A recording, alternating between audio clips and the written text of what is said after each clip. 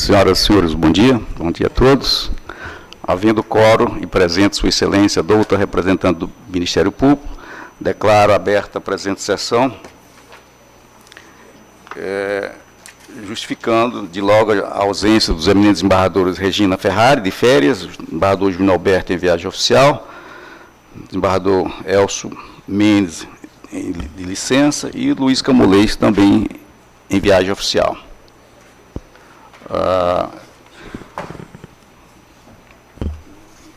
Declaro aprovada, na sequência, declaro aprovada a ata da sessão anterior, ao tempo em que cumprimento, pela ordem de antiguidade, a Corte, na pessoa de Sua Excelência, a eminente decana, cumprimentando também Sua Excelência, doutora Procuradora de Justiça, os senhores advogados, servidores e demais pessoas que aqui compareceram.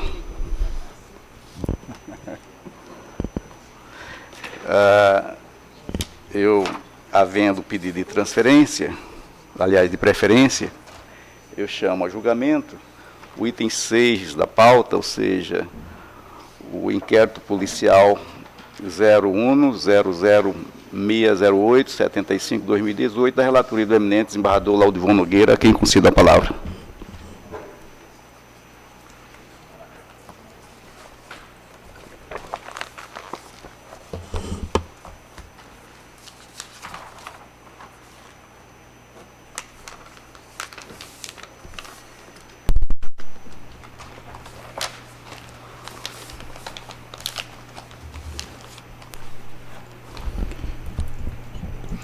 Senhor presidente, eu cumprimento Vossa Excelência, cumprimento os eminentes pares, a doutora Procuradora de Justiça, a doutora Gisele, outros advogados, partes interessadas que estão nessa sessão, cumprimento também os servidores desta casa, na pessoa da nossa secretária da sessão, doutora Denise.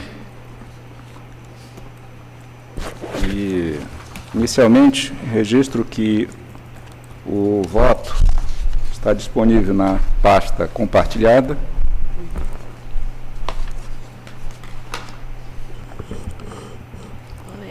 E iniciarei, então, a leitura do relatório.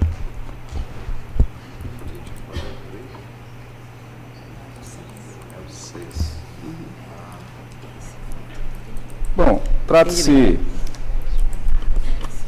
de denúncia oferecida pela Procuradoria de Justiça, as folhas 2.528, 2.718, em face de André Luiz Tavares da Cruz Maia, prefeito do município Senador Guiomar, imputando-lhe os crimes de pertencimento à organização criminosa, dispensa ou inexigibilidade indevida de licitação, frustração ou fraudação de caráter competitivo de licitação, peculato desvio, por 2 vezes, corrupção ativa contra o presidente da Câmara de Vereadores daquela cidade e corrupção ativa 2 vereadores por 6 vezes. Na peça acusatória, consta o seguinte: no curso das investigações, verificou-se a contratação da empresa dos codenunciados, William Queiroz Silva e Hanna Liz Paiva de Souza e HLP Souza ME, nome fantasia Inovax, que havia se dado por meio de frustração, fraudação, caráter competitivo de licitação, especificamente do pregão presencial 2.217 SRP. Adiante também fala sobre o modus operandi de Capixaba, a Prefeitura de Senador Guiomar, sob o comando do denunciado, que aderiu à ata de registro de preço 1.217 da Prefeitura de Feijó, contratando preços manifestamente superfaturados à empresa de Gilsomar Marques Américo, marca Comércio Limitada. Diz também que apurou-se a dispensa indevida de licitação com a contratação de empresa acima citada, dada a plausibilidade de que a licitação promovida no município fora direcionada à empresa marca e fraudada pela falta de publicidade adequada, seguindo-se pela dispensa por adesão ou carona à ata dela decorrente pelo prefeito da cidade. Consta ainda que os fatos ora descortinados decorreu de representação aviada pelo presidente da Câmara de Vereadores de Senador Guiomar, vereador Jucimar Pessoa de Souza, cognome Gilson da Funerária, que colaborou com as investigações, permitindo que a Polícia Federal lograr-se êxito em ação controlada, esta devidamente autorizada por esta relatoria nos autos da medida cautelar 100.463/19/2018. Tal representação se tornou conhecida pela organização criminosa, tendo esta por ação direta do denunciado e de outros participantes. Consta ainda que outra vantagem oferecida fora a contratação da funerária de Jucimar mediante procedimento licitatório fraudado pela Orcrim, o qual foi efetivamente implementado sob a batuta do Estácio Parente, pregoeiro do município daquela cidade. Diz ainda que a corrupção ativa ocorreu no dia 28 de agosto de 2018 no escritório de advocacia Silva e Frota, localizado na Avenida Ceará, defronte à Cerâmica 3 de Maio, em Rio Branco. Consta também que naquela ocasião o denunciado afirmou que pagaria a sua base de sustentação, nominado expressamente o vereador Pastor Show, a quantia de R$3.000 mensais a título de mensalinho. Consta também, as tratativas continuaram, sendo que no dia 3 de setembro de 2018, na sede da Câmara de Vereadores daquele município, Jucimar reunindo-se com o Hélton Soares, que agia em concurso de ações, e vontades com William Queiroz, que se achava nas proximidades do Parlamento Mirim, ocasião em que o Hélton detalhou a forma como se daria a fraudação do procedimento licitatório por Estácio. Consta também na denúncia, os atos de corrupção continuariam, sendo que no dia 2 de outubro de 2018, após uma breve passagem pela clínica odontológica do denunciado, Deusdete Cruz e a testemunha Jucimar encontraram-se por volta das 16h15 no estacionamento da AMAC com o chefe do Executivo Mirim, ocasião em que conversaram sobre o afastamento do prefeito de Capixaba, bem assim sobre a fraudação do procedimento licitatório em favor de Jucimar. Diz ainda a denúncia em cumprimento do trato, no dia 30 de outubro do ano próximo passado, por volta das 11h40, o Hélton Silva, em conluio com os demais integrantes da Orcrim, dirigiu-se à empresa de testemunha Jucimar, entregando a este a importância de R$4.700, quantia que foi conferida na presença do entregador. Ainda na denúncia, diz que em outra oportunidade Jucimar dirigiu-se à chácara da mãe do denunciado, onde também se encontrava o denunciado Deusdete, ocasião em que o alcaide lhe entregou a quantia de R$5.000 em espécie. Diz que os valores usados na corrupção foram arranjados por ele aos demais corruptores, pois todos tinham interesse na continuidade das ações criminosas, o que fazia em colunha com os demais integrantes, em especial com o denunciado André Maia. Ainda na linha de tentativa de corrupção de Jucimar, diz a denúncia que a licitação acabou de fato fraudada e celebrou-se contrato com a empresa, bem assim com todos os valores que recebeu de forma repassados à Polícia Federal e depositados em conta judicial. Diz também que o denunciado, contando com o concurso doloso de integrantes de seu grupo político-administrativo, desviou em proveito dos denunciados, William Queiroz e Hannah Liz, recursos públicos, tendo em vista que estes experimentaram lucro moral e patrimonial decorrente do favorecimento, direcionamento de licitação e contratação da empresa Inovax pelo município de Senador Guiomar. Conta-se também que descortinou-se que, pelo menos a partir de julho do ano em curso, em horário local incerto, o denunciado André Maia corrompeu Cleiton Nogueira Cavalcante, Francisca Silva de Araújo Macedo, Janes Vinícius Cunha Queiroz, Magildo de Souza Lima e Dalete Lima de Holanda Leite e Dioclésio Uchoa Barroso, oferecendo-lhes, prometendo-lhes e efetivamente pagando-lhes a quantia mensal de R$3.000, a fim de que estes lhes prestassem apoio político e passassem ao largo de seus deveres de fiscalização, traindo o mandato a si outorgado pelo povo guiomaense. Esses eram os termos, em resumo, do que consta na denúncia. Enfim, ao fim, a denúncia consta pedido, pugna pela condenação do denunciado como incurso nas sanções penais, pelos tipos penais apontados, bem assim, na obrigação de reparar os danos patrimoniais, extrapatrimoniais, na perda do cargo público e perdimento dos valores ilícitos em favor da União. Em obediência ao disposto no artigo 4º da Lei 8.038 de 90, bem assim no artigo 101 do Regimento Interno deste Tribunal, o denunciado apresentou defesa preliminar a aduzir em síntese que as provas colhidas no caderno investigatório são ilícitas. A ação controlada levada a efeito pela Polícia Federal é nula. Refuta a denúncia no que tange ao cometimento de crimes de pertencimento à organização criminosa, direcionamento de licitações e corrupção ativa, e, enfim, aduz a falta de justa causa para ação penal, porquanto esta se encontra baseada exclusivamente em depoimento de delatores. Arremata a pugnar pela rejeição da denúncia, em razão da ausência de justa causa para a ação penal e da inépcia da peça inicial acusatória. O órgão ministerial, nesta ocasião, foi intimado, mas não se pronunciou. Posteriormente, em petição de folhas 4.420 e 4.447, o denunciado suscitou a incompetência absoluta desta Corte de Justiça Estadual para processamento e julgamento do feito. Em suas razões, argumenta a necessidade de se reconhecer e declarar a competência em favor da Justiça Federal, nos termos do artigo 109, inciso 4 da Constituição Federal, dada a presença de inquestionável interesse da União, notadamente em relação a um dos fatos objeto da denúncia ofertada em seu desfavor, alusiva a suposto crime de dispensa irregular de licitação e malversação de verbas públicas referente ao contrato 010/2017, que é o termo de adesão 001/2017. Sustenta a existência do supracitado interesse, porquanto parte do mencionado contrato foi custeado com recursos da União ligados ao Sistema Único de Saúde, sujeitos, portanto, à fiscalização de órgãos federais na esteira de entendimento dos tribunais superiores. Acresce que, ainda que tivesse havido a incorporação definitiva dos recursos ao patrimônio do município, o que declara não ter ocorrido, tal fato não teria o condão de afastar a competência da Justiça Federal por se estar diante de verbas oriundas de repasse do SUS sujeitas à fiscalização do Tribunal de Contas da União. O derradeiro afirma que, por essa razão, todos os fatos conexos àquele objeto da denúncia, inclusive de competência originária da Justiça Estadual, devem ficar a cargo do processamento e julgamento perante o Tribunal Regional Federal da Primeira Região, devendo-se declarar a nulidade de todos os atos decisórios constantes nos autos e das respectivas provas deles decorrentes.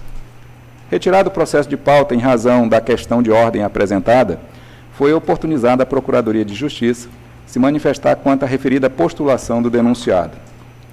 A Procuradoria de Justiça, em manifestação de folhas 4.457 e 4.461, pugnou pelo desprovimento do pleito defensivo, uma vez que, segundo o parquê, as verbas em questão, deslocadas do SUS, cuja gestão se dá de modo descentralizado, foram repassadas por meio da denominada transferência fundo a fundo, marcada pelo caráter regular e automático, de sorte que, uma vez depositadas nos chamados fundos estaduais ou municipais, incorpora-se ao patrimônio do respectivo ente federativo. Assim concluiu que, abre aspas, correspondendo a verbas transferidas e agregadas ao patrimônio do município, cabível é a prestação de contas aos conselhos municipais e aos tribunais de contas dos estados, cumprindo rememorar que diversas das irregularidades abordadas na exposição fática em discussão foram investigadas em perícia a cargo do Tribunal de Contas do Estado do Acre, no curso do processo 23.7502.01.750, atuando no mês de junho de 2017 com vistas a apurar possível existência de fraude na adesão da ata de registro de preços 001/2017, oriunda da Prefeitura de Feijó, que deu ensejo ao termo de adesão 001/2017. Por fim, a Procuradoria acresce que, caso se enverede pela linha de compreensão de se tratar a Justiça Federal como competente na hipótese, não se vislumbra a necessidade de remessa integral da ação penal àquele órgão, tendo em vista a possibilidade de cisão processual com o encaminhamento para julgamento pelo órgão federal somente dos fatos delitivos descritos no item 3 da denúncia, mantendo-se os demais sob a competência da Justiça local. É o relatório, senhor presidente. Desembargador Lourivon, em tratando-se a espécie de procedimento que visa recebimento da denúncia de autoria do Ministério Público, concedo a palavra à sua excelência, doutor Procurador de Justiça, para suas manifestações. Na sequência, a defesa. Senhor presidente, senhores desembargadores, ilustre advogado de defesa e demais advogados aqui presentes, toda a seleta assistência, meu bom dia. A denúncia foi oferecida pelo Ministério Público através dos procuradores de Justiça Danilo Lovisaro do Nascimento e Álvaro Luiz Araújo Pereira, E, em síntese, já foi explanado no relatório do desembargador relator, Claudivon Nogueira, e só ratificando as informações, aqui o Ministério Público pede o recebimento da denúncia. O indiciado foi denunciado pela prática dos crimes de comando de organização criminosa, artigo 2º, parágrafos 3º e 4º, inciso 2 da Lei 12.850, de 2013, frustrar ou fraudar a licitação, artigo 90 da Lei 8.666/93, crime de responsabilidade, apropriar-se de bens ou rendas públicas ou desviá-los, artigo 1º, inciso 1 do Decreto-Lei número 201, de 67, por 2 vezes, corrupção contra o presidente da Câmara, artigo 333 caput do Código Penal, corrupção dos vereadores, artigo 333 caput do Código Penal, por 6 vezes. E, com relação ao pleito de recondução ao cargo público, o Ministério Público também se manifestou pelo seu desprovimento, considerando a necessidade de manutenção da medida acautelatória de suspensão das funções públicas do denunciado, com fundamento no artigo 319, inciso 3 do Código de Processo Penal, tendo em vista que, além da prova da materialidade e indícios de autoria, tem-se a presença do perículo in mora consubstanciado no fundamento da garantia da ordem pública, em especial pela plausibilidade de que o denunciado, caso volte ao exercício de suas funções, insista na prática de atividades espúrias em desfavor da administração pública.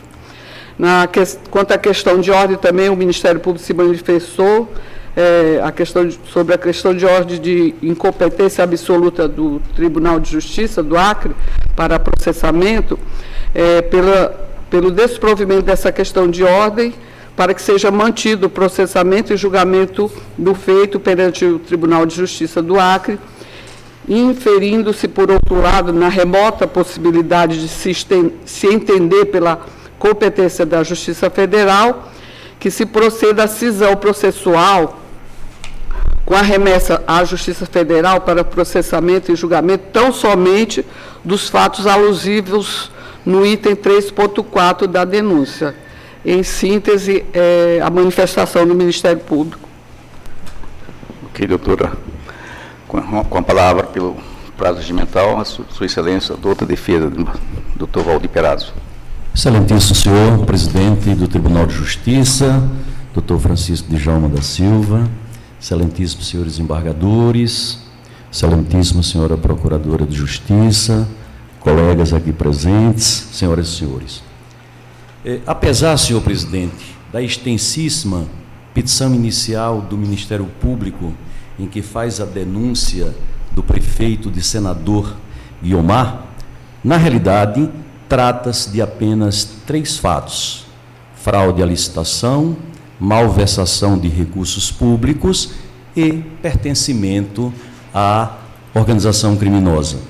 A nova defesa do ora defendente, senhor relator, vai fazer um pequeno bosquejo da denúncia, de forma que possa vossas excelências se situarem nessa causa e assim poderem julgarem com justiça o que tem hoje subjúdice. Com efeito, a denúncia se resume a esses 3 fatos.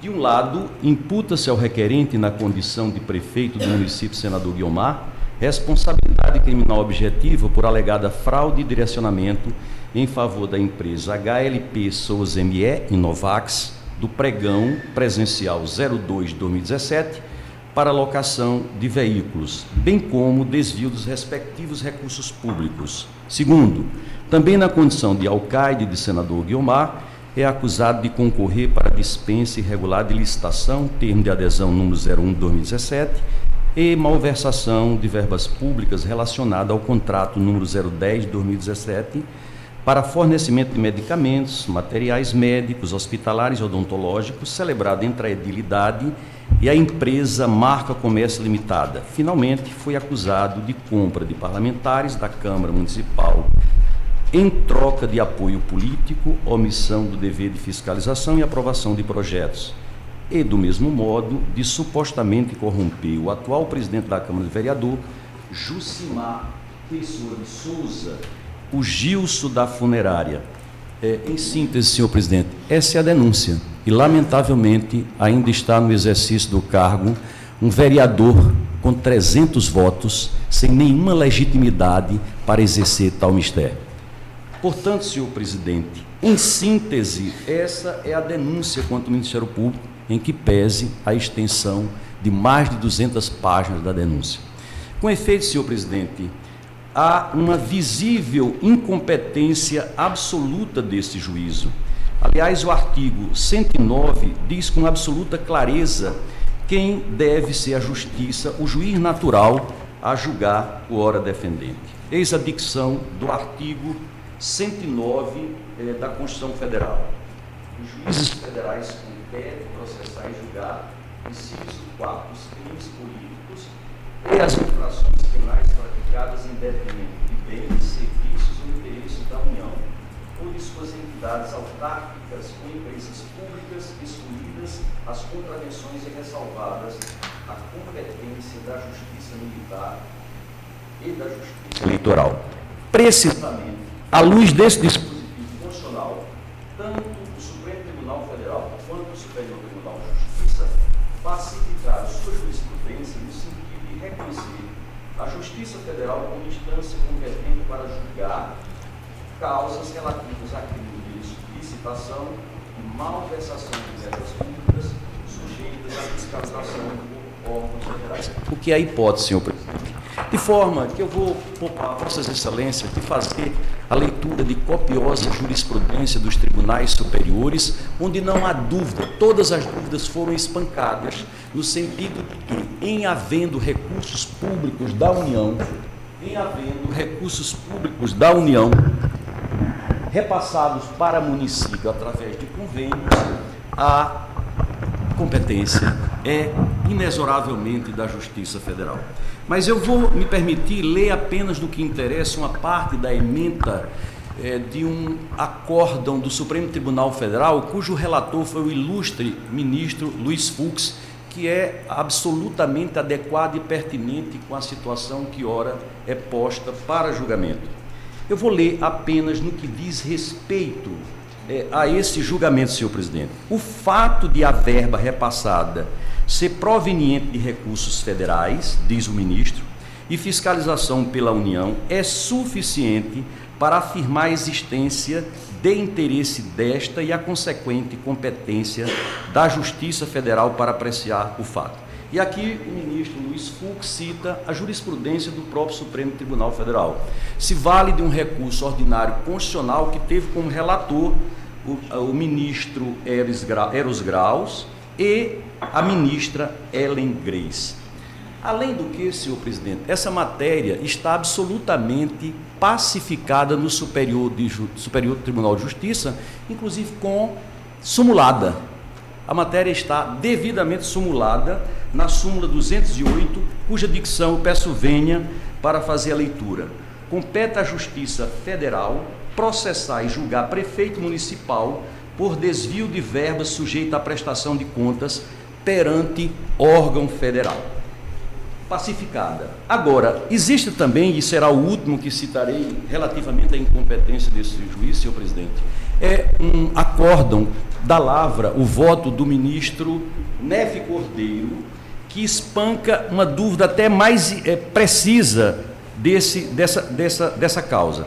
Diz o ministro Nefe Cordeiro: além do mais, o entendimento do STJ e do STF é no sentido da competência da Justiça Federal nos casos de recursos do Sistema Único de Saúde, em face da fiscalização e controle por órgãos federais. E aqui, senhor presidente, eu destaco porque o policial, o delegado de polícia, muito embora tenha reconhecido que havia verbas de ordem federal, disse que se justificaria a competência do órgão local porque teria sido repassada para a municipalidade. Vejam o que diz o ministro Nefe Cordeiro. Sendo irrelevante que os valores tenham ou não sido incorporados ao ente municipal. E no caso, senhores embargadores, não foi incorporado. Mesmo que tivesse sido incorporado, a competência, diz o ministro, é da Justiça Federal. Como visto, um dos fatos imputados na denúncia refere-se ao termo de adesão 01-2017 e respectivo contrato 010-2017 de 8,9 milhões, ambos relacionados ao fornecimento de medicamentos e materiais médicos hospitalares. Segundo sustenta o parquê, o respectivo procedimento de licitação teria sido supostamente fraudado para direcionar a contratação com sobrepreço da empresa Marca Comércio Limitada e desviar as verbas públicas em benefício da suposta organização criminosa. Informa, senhor presidente, que esta Corte há de observar, no entanto, que não tem competência para processar e julgar tais fatos, a considerar a origem das verbas empregadas no contrato alegadamente desviados. Pois bem, senhor presidente, existem nos autos desse processo inúmeros documentos que comprovam a origem dos recursos. Não há dúvida.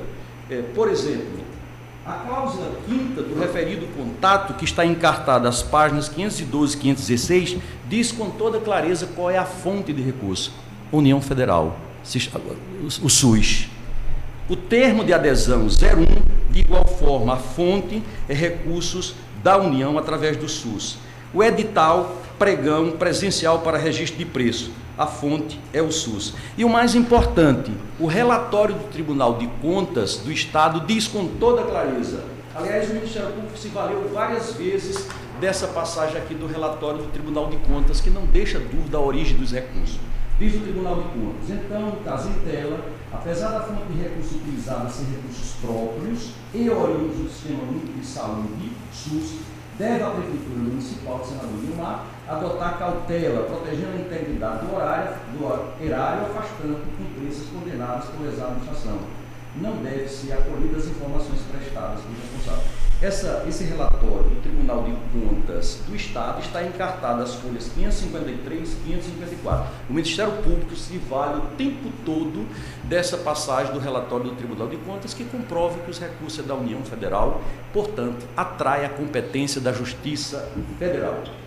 Ademais disso, senhor presidente, a própria peça inicial com que se iniciou a investigação, o delegado de polícia que iniciou a investigação, na sua portaria disse o seguinte: houve notícia de que os recursos seriam federais, motivando o início do trabalho desta Polícia Federal. Portanto, é o próprio delegado de polícia que constata na origem que os recursos são federais. Se os recursos são federais, inevitavelmente, pelo princípio do juiz natural, se atrai a competência para a Justiça Federal.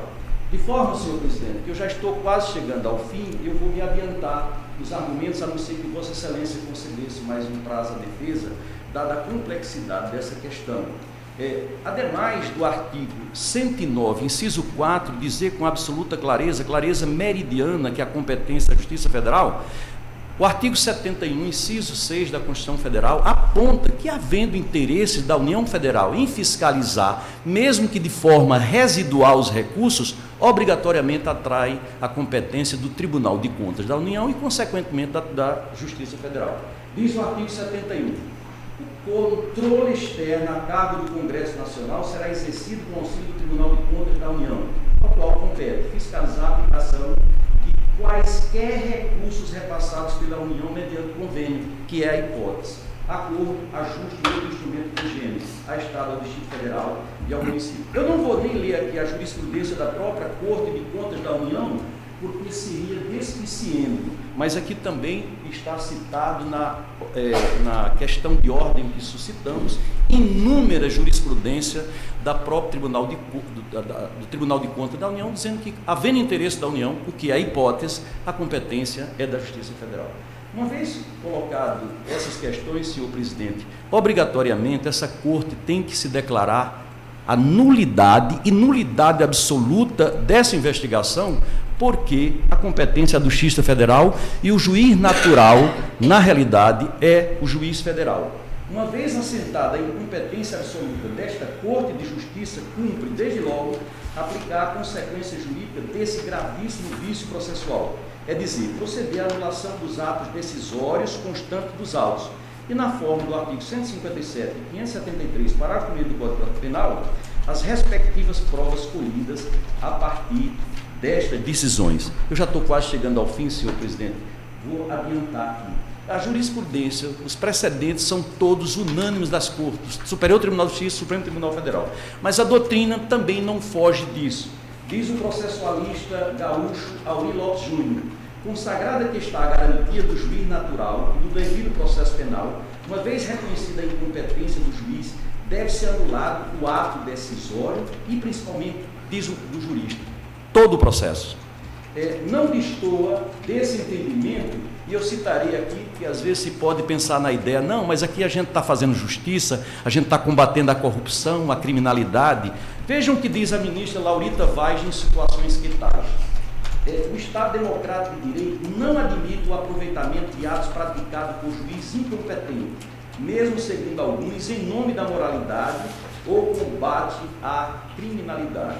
De forma, senhor presidente, que eu não me alongarei mais e já vou para os finalmente, invalidada anulada todas as decisões, que foram muitas, inclusive a decisão da Constituição da Liberdade. O prefeito, o senador Guiomar, ficou 72 dias presos, muito embora, desde já, se sabia pelo documento da portaria do delegado da Polícia Federal, que não era competente, a competência da Justiça Federal. A ação intelectual invalidada as provas, senhor presidente, esse tribunal tem o dever também de anular as provas, com base na legislação constitucional e infraconstitucional.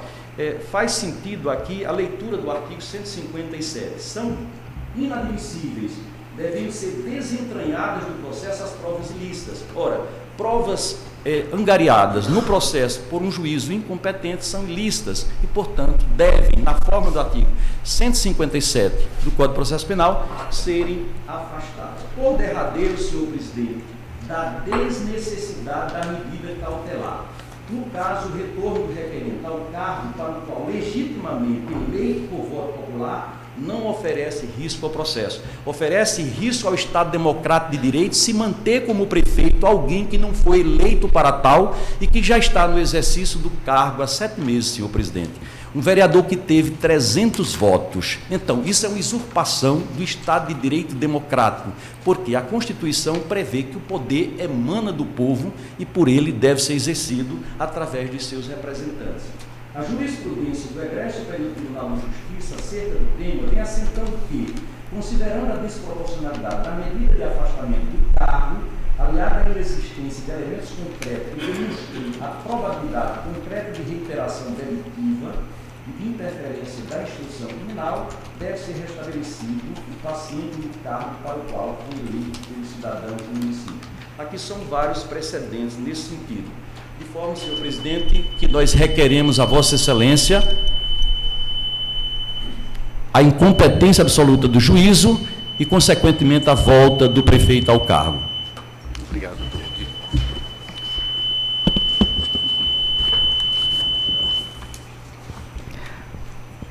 Aqui.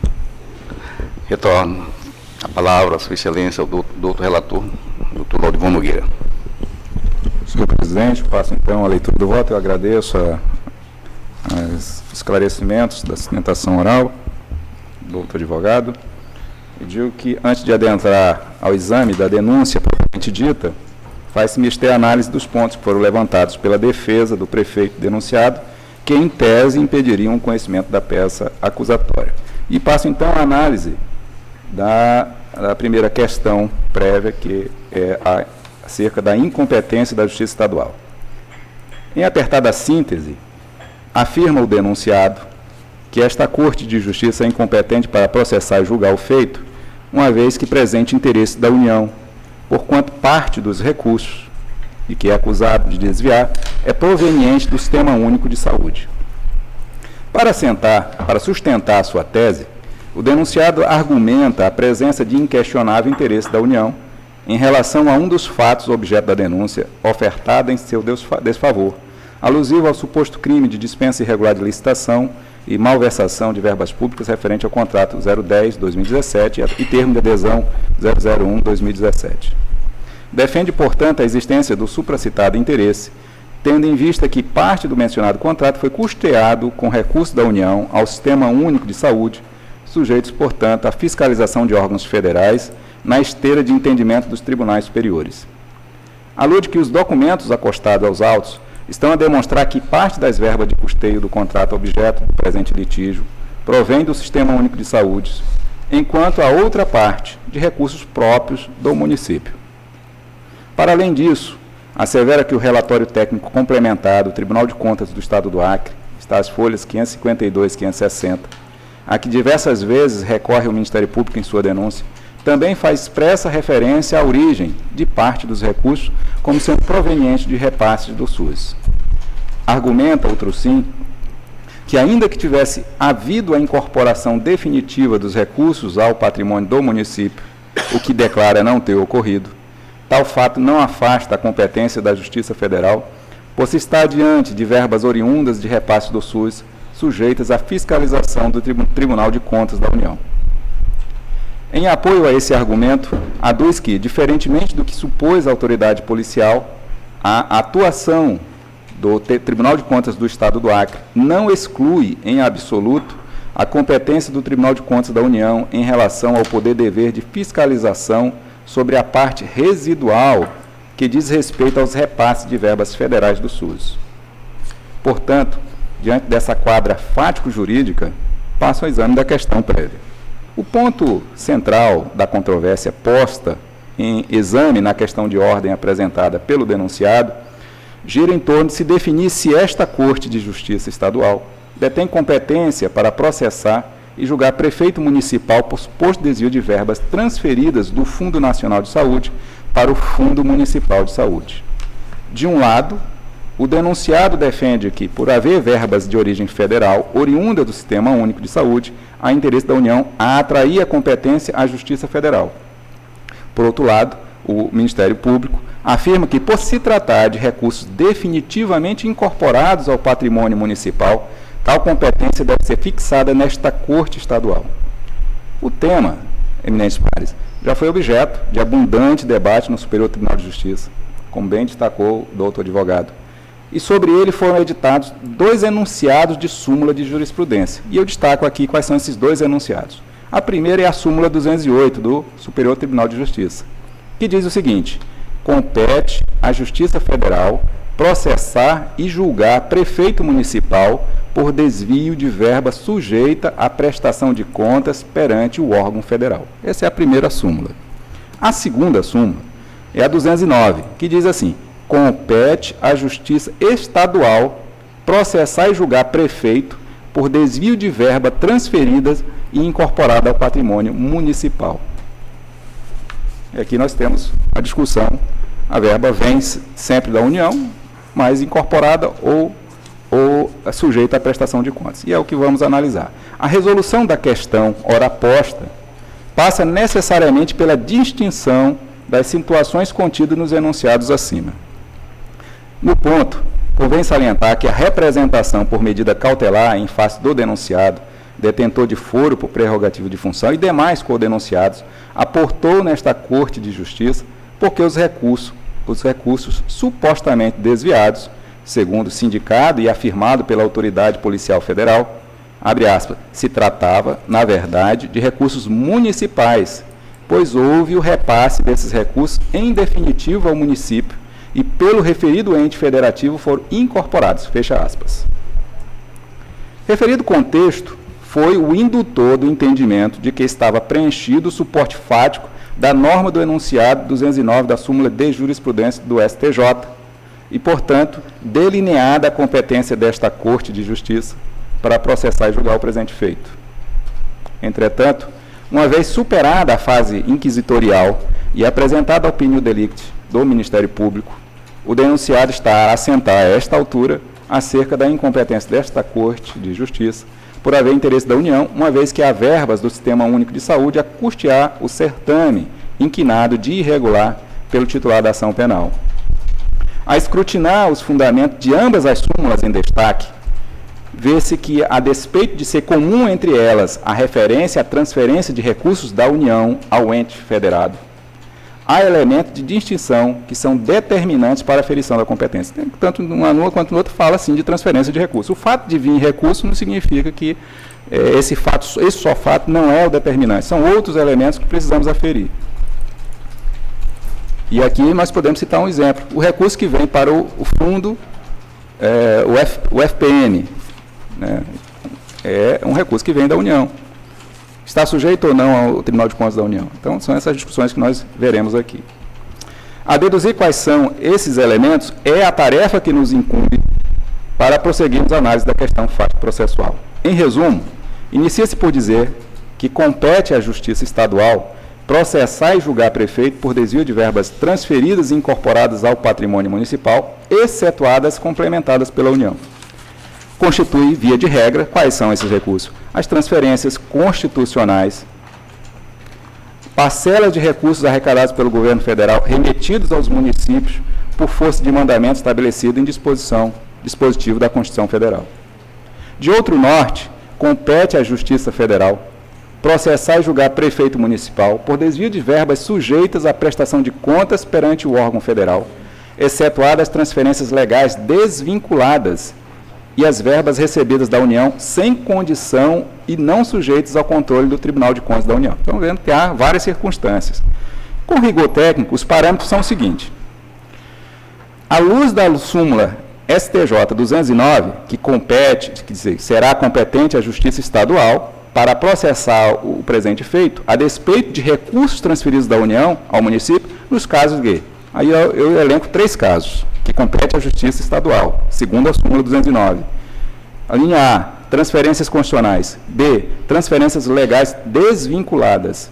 C, transferências voluntárias sem previsão de prestação de contas ao órgão federal. Seriam essas 3 situações. Por outro lado, aí, será competente a Justiça Federal, nos termos da súmula 208, nos casos de recursos transferidos pela União aos municípios, correspondente a quais? Aqui são 4 hipóteses. Transferências legais vinculadas automáticas, transferências legais vinculadas fundo a fundo, transferências legais vinculadas direto ao cidadão e transferências voluntárias com previsão de prestação de contas ao órgão federal.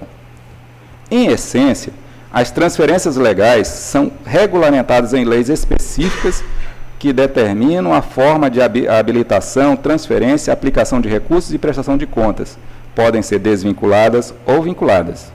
São desvinculadas quando o município possui discricionariedade para definir a despesa correspondente ao recurso encaminhado pela União. Em outro modo de dizer, a aplicação dos recursos não está vinculada a um fim específico.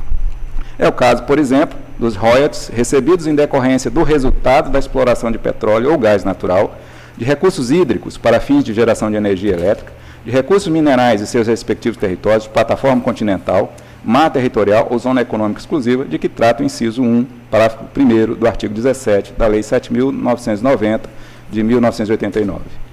Conforme ressaltado, são hipóteses que atraem a incidência do verbete número 209 da súmula do STJ. Por outro lado, são vinculadas as transferências legais cuja aplicação dos recursos remetidos está atrelada a um fim específico. Podem ser classificadas em automáticas, fundo a fundo ou diretas ao cidadão. As transferências automáticas consistem no repasse de recursos financeiros sem a utilização de convênio, ajuste, acordo ou contrato, mediante o depósito em conta corrente específica, aberta em nome do beneficiário. Essa forma de transferência é empregada na descentralização de recursos em determinados programas da área de educação. Por outro lado, as transferências fundo a fundo consiste em um instrumento de descentralização de recursos disciplinado em leis específicas, que se caracteriza pela remessa direta de recursos provenientes de fundos da esfera federal para fundos da esfera estadual, municipal e do Distrito Federal, dispensando a celebração de convênios. As transferências fundo a fundo na área de saúde desenvolve-se no âmbito do SUS, por meio de Fundo Nacional de Saúde, FNS, e na área de assistência social são realizadas pelo Fundo Nacional de Assistência Social, FNAS. Já as transferências diretas ao cidadão referem-se aos programas que concedem benefício monetário mensal à população-alvo do programa. Nesta modalidade de transferência, compete ao município a missão de operacionalizar os programas por meio de ações como credenciamento junto ao governo federal e a manutenção do cadastro das pessoas beneficiadas e ainda instituir os conselhos de controle social. Por fim, as transferências voluntárias consistem em remessas de recursos correntes ou de capital da União a título de cooperação, auxílio ou assistência financeira que não decorram de determinação constitucional, legal ou os destinados ao SUS. Os instrumentos utilizados para viabilizar as transferências voluntárias são os convênios, acordos, ajustes, regulam as transferências de recursos financeiros de dotações consignados ao orçamento fiscal e seguridade social da União, os repasses de instrumentos utilizados para transferência de recursos da União por intermédio de instituições ou agências financeiras oficiais federais destinadas à execução de programas governamentais nas áreas de habitação, saneamento e infraestrutura urbana, esporte, bem como os programas relacionados à agricultura. E os contratos de parceria, instrumento jurídico voltado para transferência de recursos a entidades qualificadas como organização da sociedade civil de interesse público para o fomento e execução das atividades de interesse público. Portanto, a competência para processar e julgar prefeitos municipais por supostos desvios de verbas transferidas pela União pode ser esquematizada da forma como já consta num gráfico que lanço no voto, e digo que com estas premissas de distinção, eminentes pares, haveremos então de dialogar com os documentos que foram carreados aos autos em minucioso exame. Então, a partir dessas premissas, nós podemos então examinar o que tem nos autos e aferir quando é a hipótese de competência da Justiça Estadual e quando é a hipótese da competência da Justiça Federal, segundo essas duas súmulas do STJ. Com efeito, o caso em apreço aponta suposto desvio de verbas transferidas do Fundo Nacional de Saúde diretamente ao Fundo Municipal de Saúde do município de Senador Guiomar. A perlustrar os autos da representação por medida cautelar em 100.463/19/2018, em especial o termo de adesão 001/2017, encartado às folhas 496, 503 daqueles autos, é possível verificar que as despesas decorrentes daquele ato seriam custeadas por recursos próprios do município de Senador Guiomar e ainda por outros advindos do Sistema Único de Saúde. E aqui, eminentes pares, eu transcrevo, colo o trecho, exatamente o trecho do termo de adesão 001, onde consta a ata de registro de preços entre se celebra a Prefeitura Municipal de Senador Guiomar e a empresa Marca, Comércio Limitada. E na cláusula 5ª da dotação orçamentária consta o projeto de atividade, vacinação, elemento de despesa, fonte de recursos, recursos próprios / SUS, neste termo de adesão. E eu sigo. Por seu turno, a Corte de Contas Estadual, ao analisar a adesão e exame, que está em destaque, verificou a existência de recursos de origem federal, conforme se extrai do seguinte trecho do relatório técnico complementar de folhas 552/560. E aqui, o excerto do texto consta o seguinte, abre aspas, então, no caso em tela, apesar da fonte de recursos utilizada a ser recursos próprios, RP, e oriundo do Sistema Único de Saúde, SUS, deve a Prefeitura Municipal de Senador Guiomar adotar cautela, protegendo a integridade do erário, afastando empresas condenadas por lesar a administração, não devendo ser acolhidas as informações prestadas pelo responsável. Fecha aspas. Prossigo. É de se ressaltar que, uma vez conferida a oportunidade ao titular da ação penal, a Procuradoria de Justiça se limitou a reafirmar que os valores supostamente desviados compunham patrimônio próprio incorporado pelo ente municipal. Entretanto, não juntou quaisquer evidências de que isso de fato aconteceu. Os documentos carreados aos autos com a manifestação de folhas 4.452 e 4.459 em sua maioria cópia de depoimentos de outros documentos já juntados aos autos da medida cautelar, não se mostra suficiente para comprovar a inexistência de recursos federais oriundos do Sistema Único de Saúde na contratação da empresa Marca Comércio Limitada, porquanto não demonstra que somente foram utilizados para pagamento do termo de adesão de folha 01/2017 recursos próprios da municipalidade.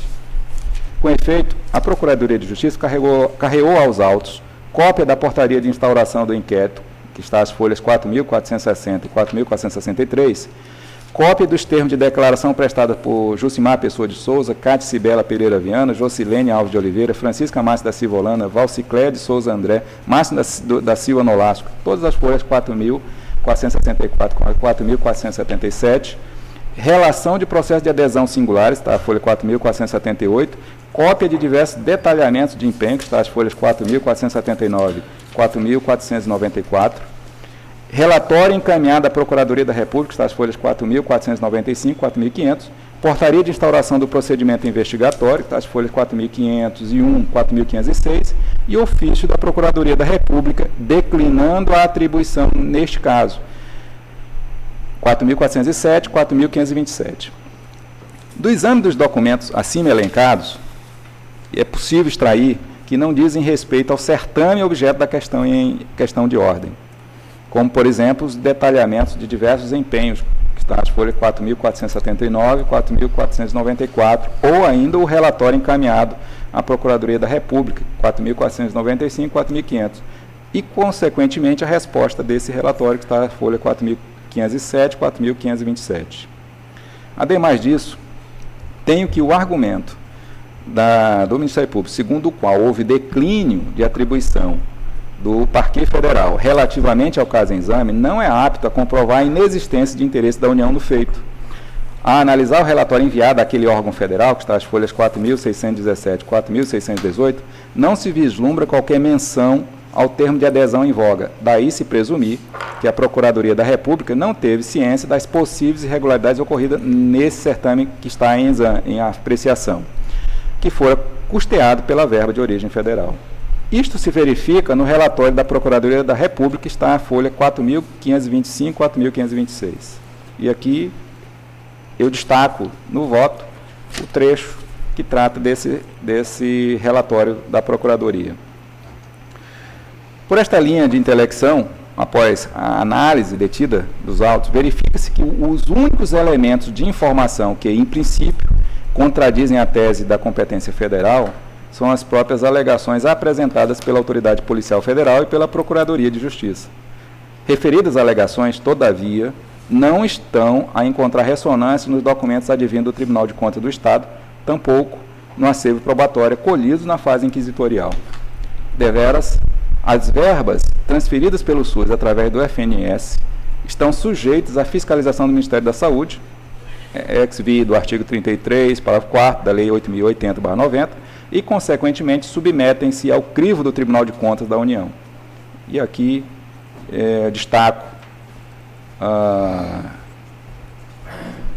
observação sobre a competência fiscalizadora do Tribunal de Contas da União, decorre da natureza federal dos recursos repassados fundo a fundo pelo FNS para Estados, Distrito Federal e municípios, mediante decisão do TCU, plenária ata 3197. O tribunal firmou entendimento no sentido de que os recursos repassados pela União no âmbito do SUS aos Estados, Distrito Federal e municípios constituem recursos federais, dessa forma estão sujeitos à fiscalização do Tribunal de Contas da União, as ações e os serviços de saúde pagos à conta desses recursos, quer sejam os mesmos transferidos pela União mediante convênio, quer sejam repassados com base em outro instrumento ou ato legal, como a transferência automática fundo a fundo. E sigo, então, nessa anotação do Tribunal de Contas da União, a conclusão de que não haveria necessidade de se prestar contas a órgão repassador dos recursos recebidos, segundo as normas aplicáveis ao SUS. Prossigo.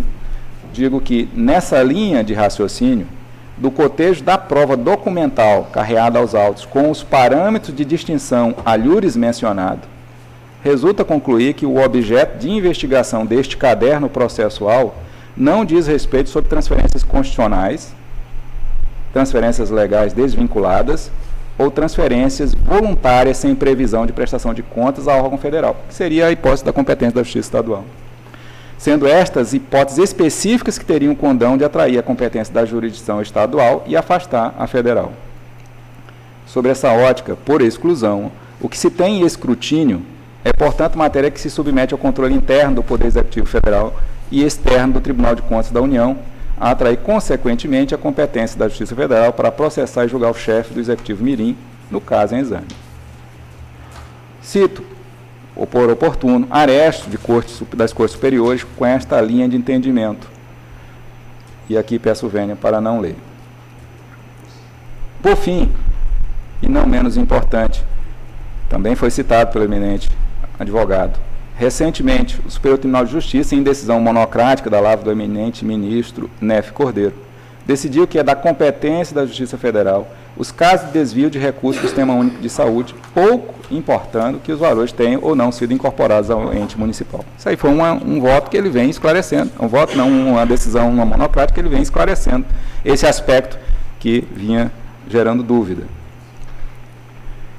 Em suma, o presente feito somente aportou nesta jurisdição estadual porque, tal como narrado pela Autoridade Policial Federal, tratava sobre o desvio de verbas públicas incorporadas definitivamente ao patrimônio da municipalidade. Todavia, nesta fase processual, resulta agora evidenciada a existência de verbas federais, transferências legais vinculadas, no custeio de um dos contratos que supostamente o denunciado teria fraudado. Neste passo, em se tratando de desvio de verbas sujeita à prestação de contas perante o órgão federal, é de se concluir ser da Justiça Federal a competência para processar e julgar o denunciado em relação ao item 3.4 da denúncia de folhas 2.528 e 2.744. Desta forma, outro caminho não há, a não ser quanto ao reconhecimento de que, conforme demonstra os documentos anexados à denúncia, dentre os valores denunciados há verbas próprias do ente mirim e da União, advindos do Sistema Único de Saúde, a atrair competência da Justiça Federal quanto à imputação de dispensa indevida de licitação e peculato desvio dela decorrente, previsto no artigo 89 da Lei 8.666/93 e artigo 1º, inciso 1 do Decreto-Lei 201 de 67. Com relação a este aspecto, esta questão prévia, eminentes pares, voto pela declaração da incompetência da Corte de Justiça para processar e julgar o presente feito, e se eventualmente passar essa preliminar, for rejeitado, passaremos então a análise de outras questões. Ok, desembargador Lourivon. Desembargadora Eva, como vota? Vossa Excelência. Senhor presidente, eminentes pares, doutora procuradora Gisele Parque, saúde, nobre advogado, doutor Valdir Perazzo, também a doutora Marina Belante, a vice-presidente da OAB Acre. Saúdo assistência, os senhores advogados, os senhores servidores na pessoa da doutora Denise, e digo que, senhor presidente, me parece que esse é um tema que foi, eu estava a recordar aqui, que talvez a primeira ação penal contra prefeito foi por mim julgada, nos idos de 1985. Este é um tema que é recorrente, que vem sendo objeto de debate pelos tribunais. Mas eu quero cumprimentar o eminente desembargador Lourivon pelo seu voto que faz uma análise densa dessa questão. Realmente também a incursão da autoridade federal, eu até anotei, evidentemente a autoridade federal, policial federal, né, ela disse, ali no inquérito, dizia que são recursos federais, assegurando repasse os recursos definitivos ao município pelo ente federativo Estado do Acre, incorporados. Isso no inquérito, né? Bem, agora, já passa da fase inquisitiva, e vem a avaliação desses convênios. Pois bem, eu digo que estou convencida também que se trata de verbas do SUS, verbas estas do Fundo Nacional de Saúde. Penso que também de transferência, no mesmo linha de entendimento, transferências legais vinculadas fundo a fundo. Não se trata de desvinculado a atrair a competência da Justiça Estadual. Não, eu penso sim que se trata de competência federal. Daí eu acompanho o eminente desembargador relator sem maiores delongas, também para reconhecer a declaração, a incompetência desta Corte, senhor presidente. Pelos motivos deduzidos no voto do eminente relator, dos quais estou convicta. Ok, desembargador Eva, desembargador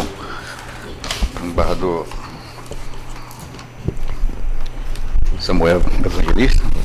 Cumprimento Vossa Excelência, senhor presidente, cumprimento os demais membros da Corte, senhora Procuradora de Justiça, Gisele Mubarak, senhora Secretária, os advogados aqui presentes, nas pessoas do advogado Valdir Perazzo e da vice-presidente Marina, os demais presentes, os acadêmicos, e eu, examinando os autos, eu firmei convicção idêntica do eminente relator e acompanho o voto. Excelência, está acompanhando o voto de Sua Excelência, né? Desembargador Pedro Randes. Bom dia a todos, saúdo Vossa Excelência, eminentes desembargadoras, senhores desembargadores, senhora Procuradora, advogados presentes. Eu lembro um caso recente, seu relator, não sei se eu trouxe à corte, foi monocrático, a questão de desvio de casas, da Minha Casa Minha Vida, Estado do Povo, algo assim, distribuição de casas também populares, casas lá não são tão populares assim, são quase de boa qualidade, onde atraiu, também houve inquérito estadual, e lá me quedei a declinar da competência para a Justiça Federal. E no caso presente, e o voto de Vossa Excelência é muito bem explícito, o diferencial entre transferências federais, né, e transferência FPM, por exemplo, Fundo de Participação dos Municípios e outras questões, Vossa Excelência coloca como transferência liminar. Então, para isso o voto, pelo encaminhamento do voto, e quanto ao mérito, eu, sem divergência, acompanho Vossa Excelência. Desembargador Roberto Barros. Cumprimento Vossa Excelência, desembargador Francisco de Djalma, em seu nome os eminentes colegas, senhora Procuradora, advogados na pessoa do doutor Valdir Perazzo e da doutora Marina Belandi, aos serventuários, aos demais presentes, bom dia a todos. Senhor presidente, esse tema da competência é sempre um tema tormentoso, quando envolve recursos advindo de outro ente, né, notadamente da União, né, porque aí a possibilidade de deslocamento da competência. Pelo que eu extraí aqui do voto do eminente relator, no caso aqui, as verbas que teriam sido supostamente desviadas não se inserem no rol de recursos que atrairiam a competência da Justiça Estadual, né, desembargador relator? E aí, portanto, estaria sob a fiscalização do Tribunal de Contas da União e, consequentemente, a competência da Justiça Federal. Acompanho o voto do relator no ponto, justamente no destaque feito por Sua Excelência, que esse processo é caso a caso, ou seja, não é todo recurso advindo da União que vai atrair a competência da Justiça Federal, né? Ou seja, existem hipóteses em que os recursos se incorporam, e é isso que o voto do relator demonstra, e que poderia ter competência da Justiça Estadual, mas, dados esses esclarecimentos após a manifestação da Procuradoria, que aí não conseguiu se identificar efetivamente que se inseria nessas hipóteses da competência da Justiça Estadual. Bom, sendo assim, então acompanho o voto do relator.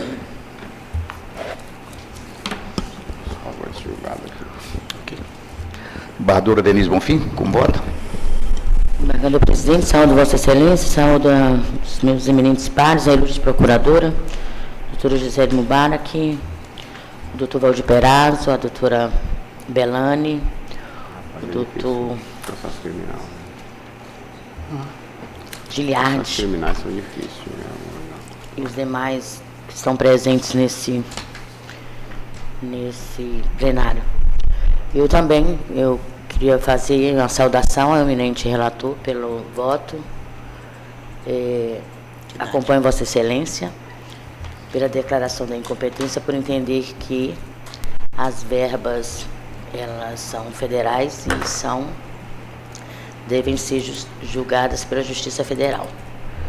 E eu também, nesse sentido, eu voto pela declaração da incompetência. E uma vez sendo incompetentes, nenhum outro tipo, no meu entender, nenhum outro tipo de pedido feito tanto pela Defesa como pelo Ministério Público não podem ser mais analisados por esta Corte, devido à incompetência. A incompetência ela é absoluta, então nós não podemos analisar o pedido de anulação das provas e nem a cisão, separar os crimes que são da Justiça Estaduais, segundo o Ministério Público, e os crimes da Justiça Federal. Uma vez declarado, eu entendo, a incompetência nossa, do Tribunal, para o julgamento, não podemos estar deliberando sobre nenhum pedido, nem da defesa e nem da acusação. Razão pela qual todos os pedidos devem ser feitos, então, pelo juiz competente, que seria na Justiça Federal. Mas eu acompanho Vossa Excelência com essas premissas de que incompetentes nós somos, já se formos julgados incompetentes, não podemos fazer mais nada nesse processo, a não ser encaminhar para a Justiça Federal, que é a competente, segundo nós, para apreciar todos os pedidos, se a prova, se os atos são nulos ou não, seria da Justiça Federal, inclusive também o desmembramento de crimes para a Justiça Federal e Estadual. Isso ficaria a cargo da Justiça Federal. Mas parabenizo Vossa Excelência e acompanho. Desembargadora Valdirene. Senhor presidente, cumprimentando Vossa Excelência, com alegria os meus pares, senhor Procurador de Justiça, senhora Procuradora Gisele Mubarak, nobre advogado Valdir Perazzo, que sempre defende com veemência a quem assiste, senhora vice-presidente da OAB, todos os acadêmicos e servidores desta casa, inclusive nossa assessoria militar. Eu cumprimento o nobre relator, desembargador Laudivon, pelo seu judicioso voto. Deveras, eu estou a ousar divergir do vosso posicionamento, entendendo que a hipótese se trata de julgamento e competência dessa Corte de Justiça, considerando, eu faço ênfase, já firmada e formada a maioria por esse colegiado maior desse tribunal. Senhores, a verba foi incorporada ao patrimônio municipal. Essa Corte de Justiça, em precedentes de 1998, que calhou competência de distribuição e relatoria à eminente desembargadora Eva, em situações, a meu sentir, humildemente pensando, similares ao presente, entendeu que a competência era da Justiça de Estado. Claro que é caso a caso. Inclusive, eu me filio a Aresto, em que sede de HC, da lavra do eminente ministro do Supremo, Alexandre de Moraes, que assim o entende, senhor relator e meus caríssimos colegas, e o número desse HC é o 3736-63-2016, tratando, inclusive, de situação que envolve essa Corte de Justiça, né, em processo dessa Corte de Justiça. E vários são os precedentes, eu penso, dessa Corte, tratando em casos muito parecidos com o presente. Então, para não cansá-los, eu estou humildemente divergindo de vosso voto, muitíssimo bem elaborado, mas para me filiar, acolhendo a competência dessa Corte de Justiça, tal qual como manifestado na peça acusatória, tratando da questão de ordem suscitada. Ok, doutora. Reafirmo, senhor presidente, ainda que aqui é retratada a ausência de lesão a bens da União. Ok. Decide o tribunal em sede preliminar, declaração da decisão preliminar, decide o tribunal por maioria, em sede preliminar, declarar a incompetência da Justiça Estadual para o processamento e julgamento do feito, determinando a remessa destes autos à Justiça Federal nos termos do voto relator e das mídias digitais arquivadas. A continuação do julgamento, há questões a serem ainda examinadas, e por isso retorno a palavra à Sua Excelência, o eminente relator. Senhor presidente, seguindo então, nós temos a questão da cisão processual. Em sede de manifestação, a Procuradoria de Justiça pugnou alternativamente pela cisão processual com a remessa à Justiça Federal somente da imputação da prática do delito de dispensa indevida e do peculado desvio dela decorrente, mantendo-se nesta Justiça Estadual os demais crimes. E aí, sobre o tema, já entendimento pacificado junto ao Superior Tribunal de Justiça, conforme se extrai do verbete 122 da súmula de jurisprudência, o seguinte: compete à Justiça Federal o processo de julgamento unificado dos crimes conexos de competência federal e estadual, não se aplicando a regra do artigo 78, inciso 2A do Código de Processo Penal. E eu digo, então, que a ser assim, a questão fundamental para a fixação da competência desta Corte local gira em torno da existência ou não de conexão entre os delitos, o que, em tese, são da competência estadual com o delito federal. E eu importa ressaltar que a conexão é sinônimo de relação, nexo, de forma que somente resulta configurada quando houver algum liame entre uma e outra infração penal. Assim, a conexão se revela como instrumento de unificação dos processos que guardam entre si algum vínculo. E, dessa forma, este instituto nada mais representa que um liame entre dois fatos tipificados como um crime, ou, em alguns casos, também entre dois ou mais agentes maiores de 18, alguns outros elementos maiores de 18 anos. E aqui eu sigo dizendo o seguinte: no caso em apreço, o imputado foi denunciado como incurso nas penas dos crimes de pertencimento à organização criminosa, dispensa inexigibilidade indevida de licitação, frustração ou fraudação de caráter competitivo da licitação, peculato desvio, por 2 vezes, corrupção ativa como presidente da Câmara de Vereadores daquela cidade e corrupção ativa de vereadores. Da leitura da inicial acusatória, se extrai que o órgão ministerial acusa o prefeito municipal de ter cometido crimes licitatórios de peculato e corrupção ativa, todos em contexto de organização criminosa, com a participação de diversos servidores públicos por ele nomeados e em conluio com empresários atuantes na sede do município Senador Guiomar. Deflui dos autos, portanto, a nítida conexão instrumental entre os delitos da organização, que seriam os crimes licitatórios, corrupção ativa e peculato desvio, cometidos pelos integrantes, e o crime de organização, de sorte que eventual inexistência dos crimes de organização conduzirá à absolvição do acusado quanto à imputação de pertencer à societas céleres. Isso se dá porque, conforme o conceito legal de organização criminosa, extraído do artigo 1º, parágrafo 1º da Lei 2.850 de 2013, faz-se necessário, para a configuração do delito de organização criminosa, o dolo específico de obter direta ou indiretamente vantagem ilícita de qualquer natureza, mediante a prática de infrações penais cujas penas máximas sejam superiores a 4 anos ou que sejam de caráter transnacional. Assim, conforme já afirmado anteriormente, a eventual ausência de infrações penais de caráter transnacional ou que lhes sejam combinadas penas máximas acima de 4 anos, descaracteriza a organização criminosa, tornando o fato atípico. Nesse sentido, o crime de organização criminosa se apresenta como um liame que une os delitos cometidos pela ORCRIM investigada. A ser assim, havendo conexão entre os crimes, a Justiça Federal exerce a visa atrativa, conforme já decidido reiteradas vezes pelo Tribunal da Cidadania. E aqui eu cito vários julgados nesse sentido. A ser assim, eminentes pares, voto no sentido de desacolher o pleito ministerial quanto à cisão do processo. Ok, doutor.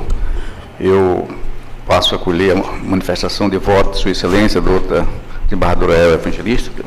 Desembargador, questão de ordem, o desembargador relator, ele já votou, não é?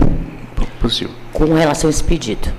Eu estou dizendo que não defiro esse eu quero levantar uma questão de ordem que, antes de julgar esses pedidos, que o senhor submeta à corte se é caso de a gente, já somos incompetentes, por maioria. E agora está decidindo o pedido da defesa e da acusação, acho que não nos cabe mais. Mas aí eu queria só que o senhor submetesse à corte essa minha questão de ordem. Eu vejo o seguinte, até a decisão do desembargador, o voto do desembargador Aldigão é pela não cisão do processo. Mas ele está decidindo, quem tem que decidir é a Justiça Federal. Eu estou entendendo que nós não poderíamos encaminhar um processo à Justiça Federal. Nós somos competentes já, querido. Né? Talvez nós tivéssemos que ter analisado invertendo a ordem. Exatamente. Porque se nós decidíssemos o seguinte, qual é a tese do Ministério Público? Que tem coisa que é nossa, que tem coisa que eventualmente é para a Justiça Federal. Isso é a cisão. Então aí nós teríamos que analisar, vamos ver se tem a possibilidade de fazer a cisão. Se nós fizéssemos a cisão, nós ficaríamos com a parte e remeteríamos outra parte para a Justiça Federal. Mas do jeito que está, né? Mas pela ordem que veio o voto... Mas a maioria entendeu que nós somos incompetentes. Entendeu que é incompetente. Então, nós não temos que analisar nada, né? Não tem que analisar mais nada. Nós estamos agora usurpando a competência da Justiça Federal. Se for analisar quem vai tirar e quem tirando o tribunal estadual e da... Talvez, numa outra, a gente tenha que talvez inverter para saber se a gente é caso de cindir, porque tem hipótese que cinde. Mas a inteligência maior. Não, eu sei, mas era a Justiça Federal entender que é nossa, manda de volta. No da própria cisão, nós poderíamos entender que acho que o desembargador Laudivon ficou com essa dificuldade para saber se ia cindir, se não ia cindir a coisa, né? E o problema é a própria jurisprudência nesses casos, porque quando você vislumbra e eventualmente há a competência da Justiça Federal, a jurisprudência do STJ terminou se afirmando no sentido que a Justiça Federal é que vai decidir se vai cindir ou se não vai cindir, o que é uma coisa um tanto... Embora tenha decisões em sentido contrário também aí. Então, talvez fosse o caso de ter feito análise invertida. Eu acho que é isso que a desembargadora Denise está dizendo, né? Não, eu concordo que ele... Pela ordem. Não, incompetência, já não temos mais competência, estamos usurpando agora. Eu gostaria que seja submetido, a gente vota aí quem acha que deve voltar. Eu vou submeter a questão de ordem, desembargadora Denise, eu acho pertinente para a Corte deliberar se devemos ou não continuar apreciando essa questão da cisão do processo. Uma vez declarada a incompetência, a mim parece... Da cisão dos pedidos feitos pela defesa de anular os atos... A mim parece também que nós devemos, sim, levar a apreciação da Corte se devemos continuar ou não, ou terminamos por aqui e remetemos os autos à Justiça Federal. Eu passo, portanto, recebo a questão de ordem e passo os autos à apreciação de Sua Excelência, o eminente relator. Senhor presidente, como já pontuei, penso que sim, é o caso de fazer esse destaque de quais seriam os delitos que efetivamente iriam, além daqueles que já reconhecemos a incompetência. E meu posicionamento é no sentido de que façamos sim essa análise. Badureva. Senhor presidente, eu teria que remeter ao primeiro julgamento. O primeiro julgamento que trata da competência. Na verdade, a desembargadora Valdirene, ela faz uma referência a um julgado meu. Aquele julgado era completamente diferente deste aqui. Houve uma análise, neste caso concreto, com relação à qualidade vinculada ou não desses recursos que foram aplicados. Bem, não quero remeter a isso, só quero dizer que há uma diferença grande entre aquele julgamento e este. Aquele desembargadora Valdirene, eu lutei bravamente para afirmar a competência da Justiça Estadual. É algo que remonta a 1985. Pois bem, mas de lá para cá muitas mudanças foram introduzidas, inclusive da jurisprudência, em relação a essa questão. E eu acompanhei o eminente desembargador Laudivon para a declaração de incompetência, por reconhecer que no caso específico, no caso concreto, há assim, uma transferência constitucional de natureza vinculada de verba do Fundo Nacional de Saúde. Pois bem, sobre a cisão dos processos, se nós podemos reconhecer ou não que existe algo que diz respeito à Justiça Estadual, que é competência da Justiça Estadual ou não. Essa é a questão de ordem posta, né? Se podemos a partir daí. Eu penso que nada obsta, mas depois que se declara incompetente, não poderemos mais tratar sobre o processo. Essa é a minha modesta convicção. Eu penso que no momento em que já decidimos que somos incompetentes, não há mais o que deliberar. Essa questão deve ficar a cargo do tribunal competente no seu todo para a aferição. E nessa linha até do eminente relator, mas entendendo que não é competência nossa deliberar sobre a cisão. Eu entendo assim. Ok, desembargador Eva, desembargador Samuel, como vota? Eu acolho a questão de ordem. Firmada a incompetência do tribunal, não há mais o que deliberar a respeito. Desembargador Pedro Hans?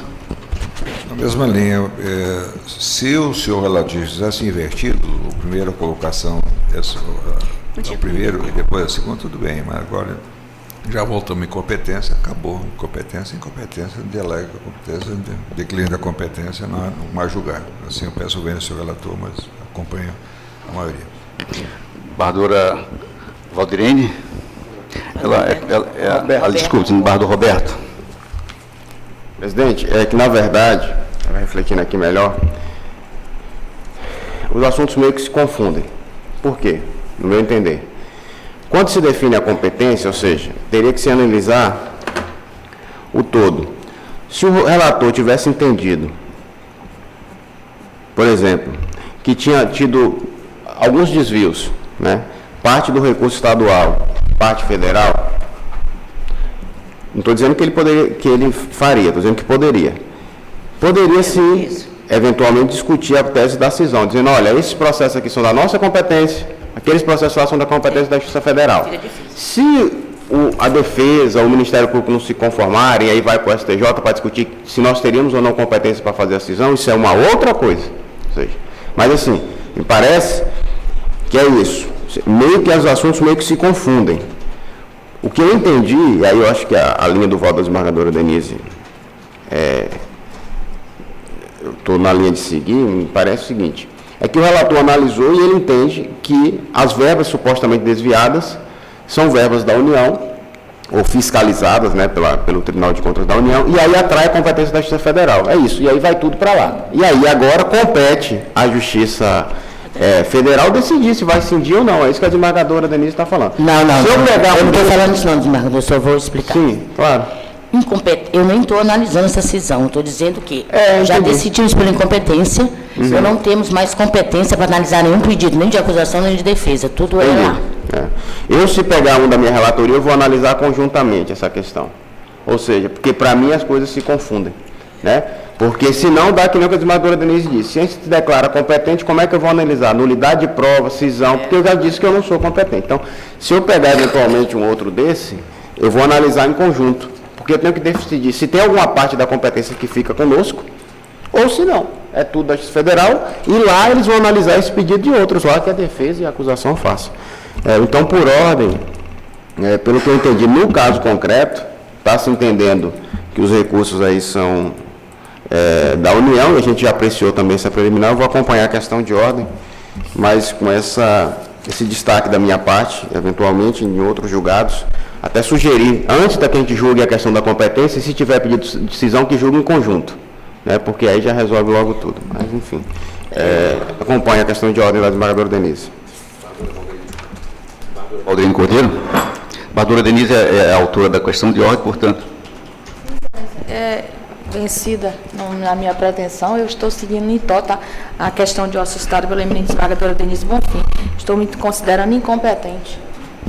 Ok. Decide o tribunal. Tu achou? Questão de ordem. Eu não. Em matéria de questão de ordem, levantada pela eminente desembargadora Denise Bonfim, da impossibilidade de conhecimento da cisão processual arguída pelo Ministério Público, tendo em vista a declaração de incompetência da Justiça Estadual, no que foi acompanhada pelos desembargadores Elvio Evangelista, Samuel Evangelista, Pedro Ranzi, Roberto Barros e Valdirene Cordeiro. Ok? Está faltando ainda outro pedido, né? Não, aqui não estou. Não tem mais nada, não. Aqui não tem mais nada. Ele não fez pedido também de anulação? Não. Aí outra coisa, tudo vai para lá agora. Nesse ponto, eu entendo que cabe ao juízo. Não, pois tudo vai para lá, né? Em relação a todos os demais pedidos, eu estou seguindo esse mesmo. É isso que eu quero dizer, porque não está bem ainda, tudo vai para lá, né? Eu estaria apreciando somente a cisão, os demais. Para lá, Eu não vejo como analisar nem antes a cisão. Ok? Vencido, embargador. Ok. Senhores, dando sequência à sessão, chamo a julgamento o item 8º, que também tem preferência. A doutora Marina fará a sustentação. Trata-se de agravo interno, do agravo interno número 1442/81/2019, da relatoria do eminente desembargador Roberto Barros. Agravante neste caso é a pessoa de Bruno Vieira dos Santos e o agravado do Estado. Concedo a palavra à sua excelência, o eminente relator.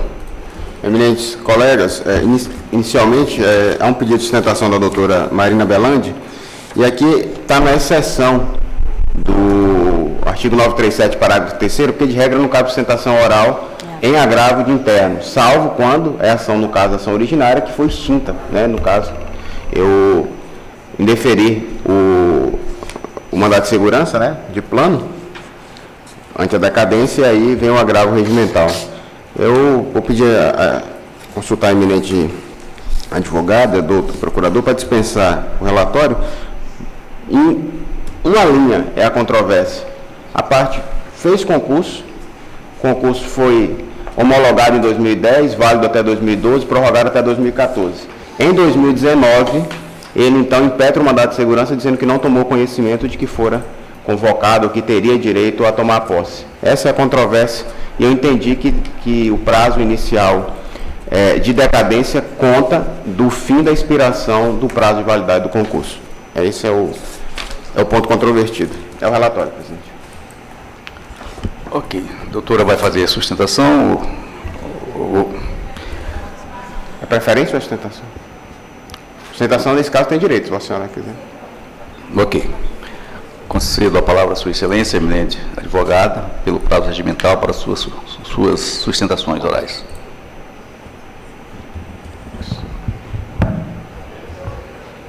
Bom dia, senhores desembargador, presidente, senhor relator, os demais desembargadores, a procuradora, Cadê? Deixa eu achar esse negócio. advogados e demais Não, esse habeas corpus aqui não está batendo. estagiários. Ah, não, tem um número Bom, errado. nós temos 2 pontos que eu gostaria de chamar a atenção. Uma questão do período de decadência e outra é o erro na grafia do nome do impetrante. Nós temos que o concurso público, o impetrante, ele obteve uma nota 57,7, né, ocupando uma 5ª posição. Se passaram 4 anos, ele foi nomeado para o cargo. O mesmo ato foi convocado para comparecer no endereço informado, munido de todos os documentos. Lamentavelmente, o candidato ele não compareceu ao chamado, pois não teve ciência dessa nomeação, que ela aconteceu 4 anos após a homologação do edital, né, que foi o resultado final do concurso. Pelo número, é um recurso perfeito. Estou acrescentando ainda que existiam outros meios, né, para que fosse contactado o impetrante, né. O endereço era o mesmo, o telefone era o mesmo, e tudo isso, o CEP, tudo isso a gente pode obter as informações no próprio cadastro, né, que ele fez na inscrição do concurso público junto à CESP. Houve uma convocação, todavia o impetrado ficou prejudicado e privado da posse do cargo, que ocorrera em decorrência de não lhe terem sido disponibilizados meios viáveis para tornar efetiva a ciência da convocação. O Estado ele não se preocupou sequer de notificar através de uma ligação, que é um curso, que tem um custo muito baixíssimo, né? E outro ponto, né, que eu quero trazer também é o fato de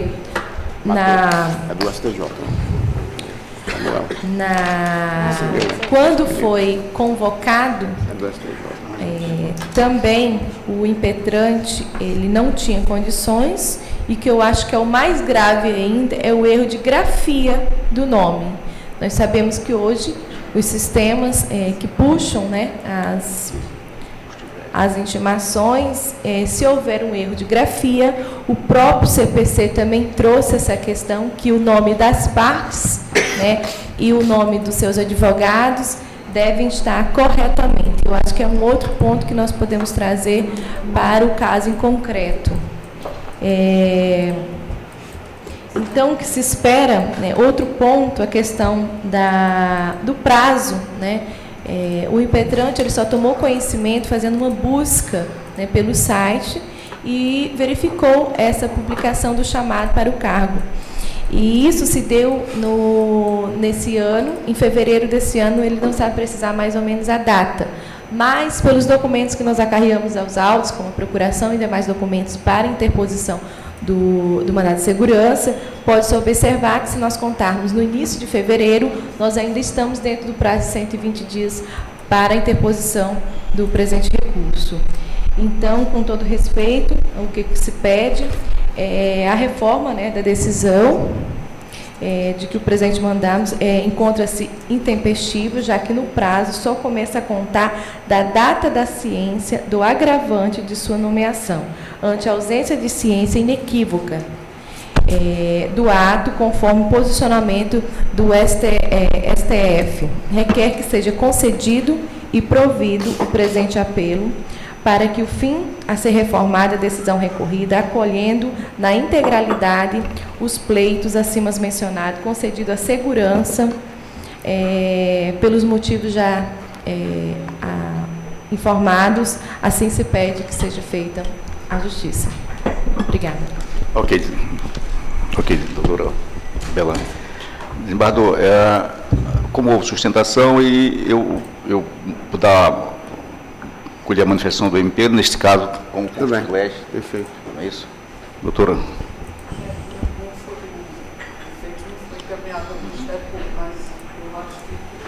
A manifestação que foi pelo desprovimento do agravo. Ok. Retorna a palavra a Sua Excelência, relator. Eminentes colegas desembargadores, no relatório aqui sucinto que eu fiz, eu estabeleci quais são as premissas fáticas, né? Então, é um concurso que é válido até 2014 e a parte propõe o mandato de segurança agora em 2019, o que pesa todo o brilhantismo da sustentação e da doutora Marina. Mas o que a jurisprudência fez? Outrora, chamou, não apareceu, perdi a vaga. Aí a jurisprudência dos tribunais construíram essa solução de que, se passado bastante tempo, seria razoável que a administração fizesse a convocação pessoal, enfim, ou que a pessoa pudesse pleitear esse direito, né? E assim construiu essa jurisprudência do STJ. E aí nós seguimos ela. Ocorre que eles depois entenderam que tinha que estabelecer um marco, sob pena da pessoa aparecer a qualquer momento e dizer que tinha perdido o prazo de convocação. E aí qual foi o marco que se estabeleceu? Que o direito líquido e certo, a nomeação, ele surge a partir do momento em que expira o concurso. Tanto é que nós julgamos diversos mandatos de segurança em que a parte pede a nomeação no prazo de validade do concurso. E aí o que é que nós dizemos? Olha, a administração tem até o final do prazo de validade do concurso para nomear. Portanto, não há direito líquido e certo neste momento. Se expirar e não chamar, aí pode surgir o direito líquido e certo. Portanto, essa marca da expiração da validade do concurso é que dá ensejo ao prazo para a propositura de uma demanda judicial. O mandato de segurança 120 dias e, eventualmente, uma ação ordinária 5 anos. Porque, se não estabelecer esse marco, a parte pode vir a qualquer momento dizendo que perdeu o prazo. E aí é um critério objetivo para o candidato. Porque se ele está aprovado, ele sabe que ele tem 2 anos, se o concurso não foi validado, se esse for o prazo do edital, e mais 2. Passou aquele prazo, objetivamente, inicia o prazo para ele propor ou requerer administrativamente ou judicialmente a nomeação. Daí porque, no caso,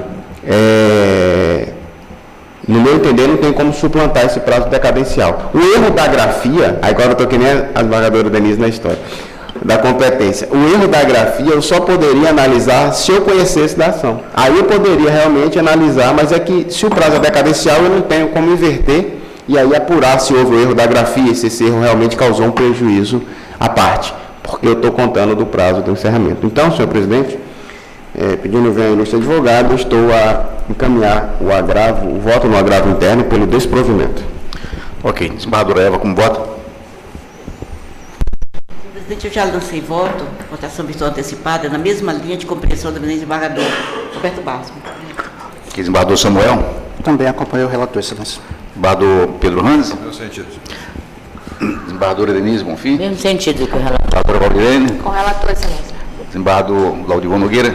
Senhor presidente, eu tenho o mesmo entendimento do senhor relator. Eu penso que a partir do momento em que vence o prazo de validade do concurso, do certame, começa a fluir o prazo para que se possa impetrar qualquer outra medida judicial, inclusive o mandado de segurança. Então,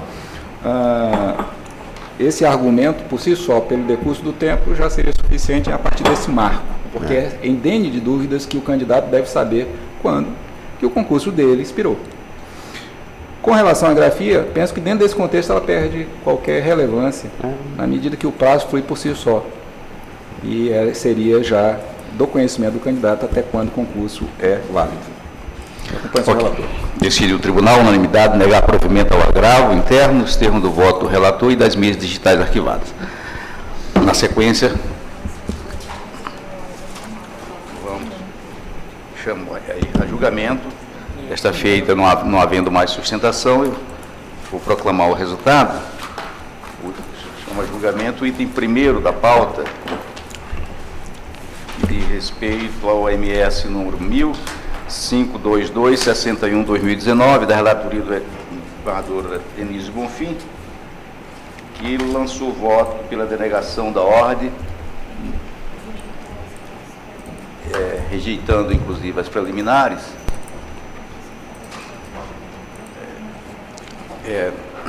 já tendo votado todos os embargadores, com exceção do desembargador Roberto e do desembargador Evaldrino, a quem concedo a palavra ao desembargador Roberto. Eu acompanho o voto da relatora, aqui é o outro extremo. Aqui o prazo é muito curto entre a convocação e a data que ele correu. Então aqui não dá para aplicar a jurisprudência, é outro extremo, porque ele foi convocado em março, quando foi em abril, ele disse que... na verdade, ele perdeu o prazo, a pessoa, isso que aconteceu. Então acompanho o voto da desembargadora.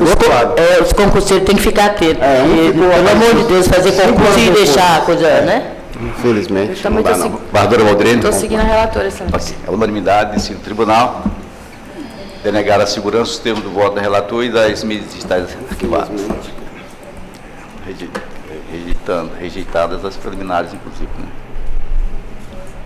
Então, primeiramente, rejeitadas as preliminares, ok? Ok.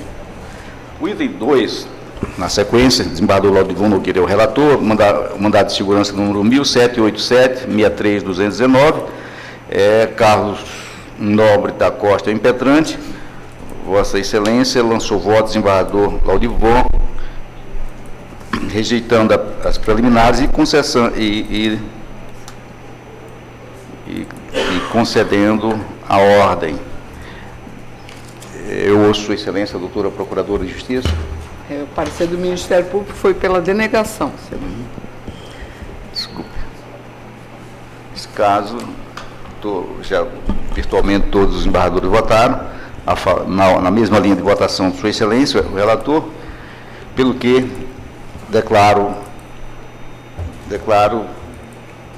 o julgamento preliminar de ilegitimidade passiva do diretor-presidente do Instituto de Previdência do Estado do Acre, rejeitado à unanimidade. No mérito, decide o tribunal, a unanimidade conceder a segurança dos termos do voto do relator e das mídias digitais arquivadas.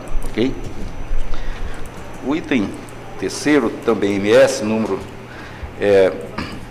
1186-2019, desembargador Laudivon é o relator, impetrante é Ítalo Vale Vitoriano. Nesse caso, é uma continuação do julgamento.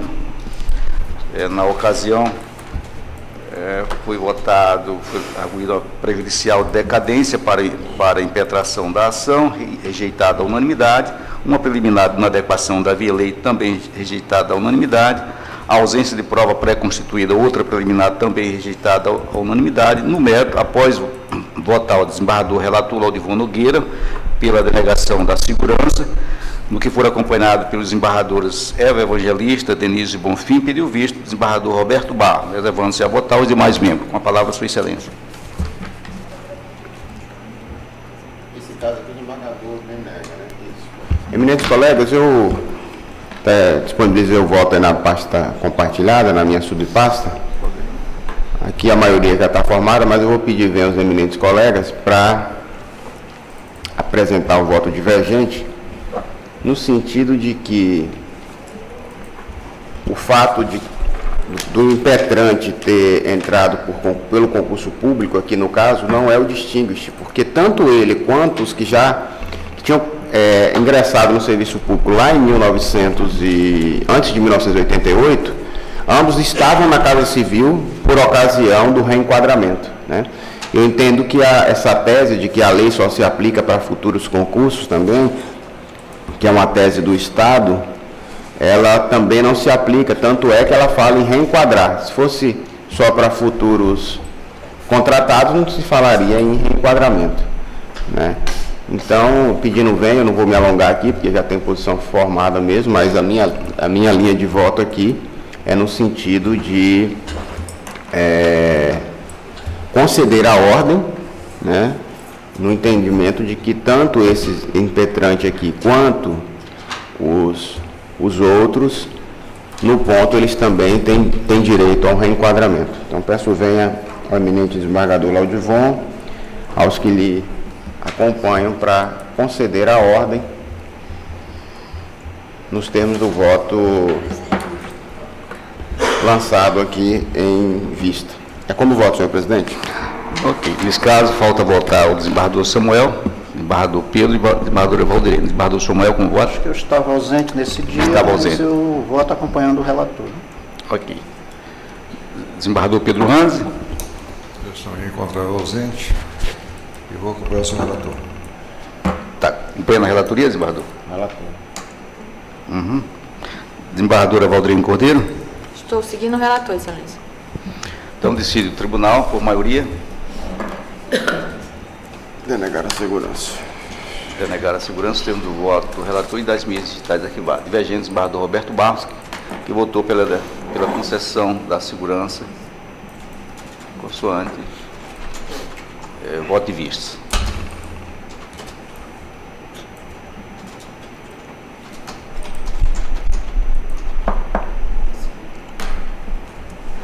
Ok.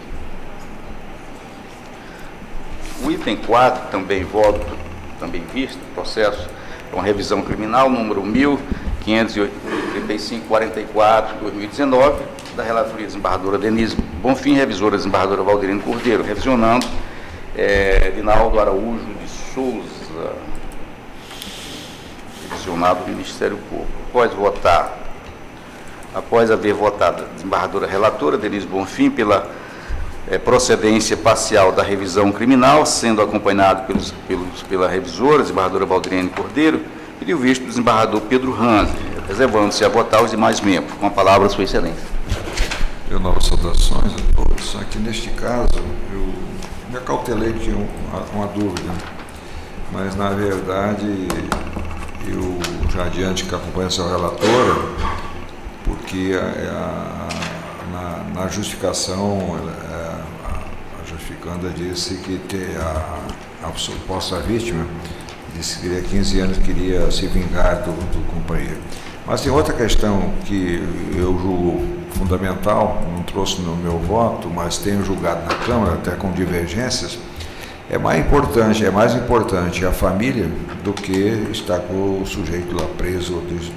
E estão convivendo até hoje em harmonia, mas estão ainda em convivência, e para preservar a família e tudo mais, que é mais importante do que a pessoa presa. Então eu acompanho essa relatora e no sentido do seu voto. Com essas observações, que eu faço apenas uns comentários e vejo que está de bom tamanho o encaminhamento do voto e pela procedência parcial, então, da revisão, conforme eu já dito. É assim que eu voto, senhor presidente. Ok, desembargador. Desembargador Eva, como vota? Desembargador, presidente, eu estava ausente justificadamente, mas eu tenho cessa do voto, eu acompanho o eminente relator. Ok. Desembargador Samuel Evangelista. Eu peço venha aos colegas para divergir, viu? Julgar improcedente. Desembargador Roberto Barros. Senhor presidente, eu peço venha a divergência do desembargador Samuel para acompanhar o voto da relatora, revisora e dos que lhe acompanham. Desembargador Laudivon Nogueira. Senhor presidente, eu não estava presente no início da sessão, mas estou habilitado e acompanho a senhora relatora pedindo venha a divergência. Declaração do julgamento. Desembargador, Pois não? só queria deixar aqui registrado que uma das coisas que me atentou para a situação aqui é que estão, como o desembargador falou, estão juntos, família, tem 2 filhos dos 13 anos, que primeiro ela disse que estava com raiva, foi na delegacia, disse que tinha 13 anos. Na delegacia, em juízo, só tem a palavra dessa moça. E aí depois, aí brigaram e voltaram, e tem 2 filhos. Ele empregadinho aí no comércio, em algum lugar. E aí, ela fez essa justificação, quando viu que saiu o mandado de prisão, fechado. Aí ela fez essa justificação, também só a palavra dela dizendo que mentiu. Então, se ele foi condenado só com a palavra dela, que tinha 13, e agora vem dizer, sabendo que podia ser, o Ministério Público podia colocar um processo de denunciação caluniosa, e ela agora veio dizer que tinha 15 anos na época, e mentiu lá ou mentiu aqui? Não é? A gente fica. Agora, colocar um pai de família agora, com 2 filhos, dentro do sistema penitenciário, eles com a família constituída, isso aí me pesou mais do que... Por isso que eu dei esse voto e agradeço porque não está, na verdade, no meu voto essa situação que o eminente desembargador Pedro Ranzi viu, de que é melhor a gente ficar em prol da família que está constituída, trabalhando, do que colocar um pai de família lá dentro do sistema penitenciário hoje. Era só essas colocações. Muito obrigada, presidente. Bem justificado, embargador. Se pedir alvará de soltura, né, presidente? Ok. Se pedir alvará. Prosseguindo o julgamento, proferiu o voto embargadora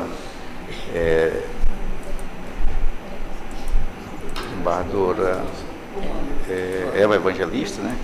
Não, Pedro Ranzi pela procedência parcial, nos termos do voto da relatora, né? Acompanhando o voto, né? Votaram pela procedência parcial. É parcial porque ele também queria demais, né? Além de ser absolvido, ele queria indenização moral, já foi um negócio desse. Embargadora Eva Evangelista, embargador Roberto Barros, Laudivon Nogueira. Divergente, embargador Samuel Evangelista. Decidiu o tribunal, por maioria, julgar parcialmente procedente da revisão criminal, nos termos do voto da relatora e das mídias digitais arquivadas. Divergente do embargador Samuel Evangelista. Expressa, tendo em vista, considerando que o apelante, que o revisionando, né, se encontra preso, tendo sido julgado parcialmente procedente à revisão, expressa-se alvará de soltura. Ok?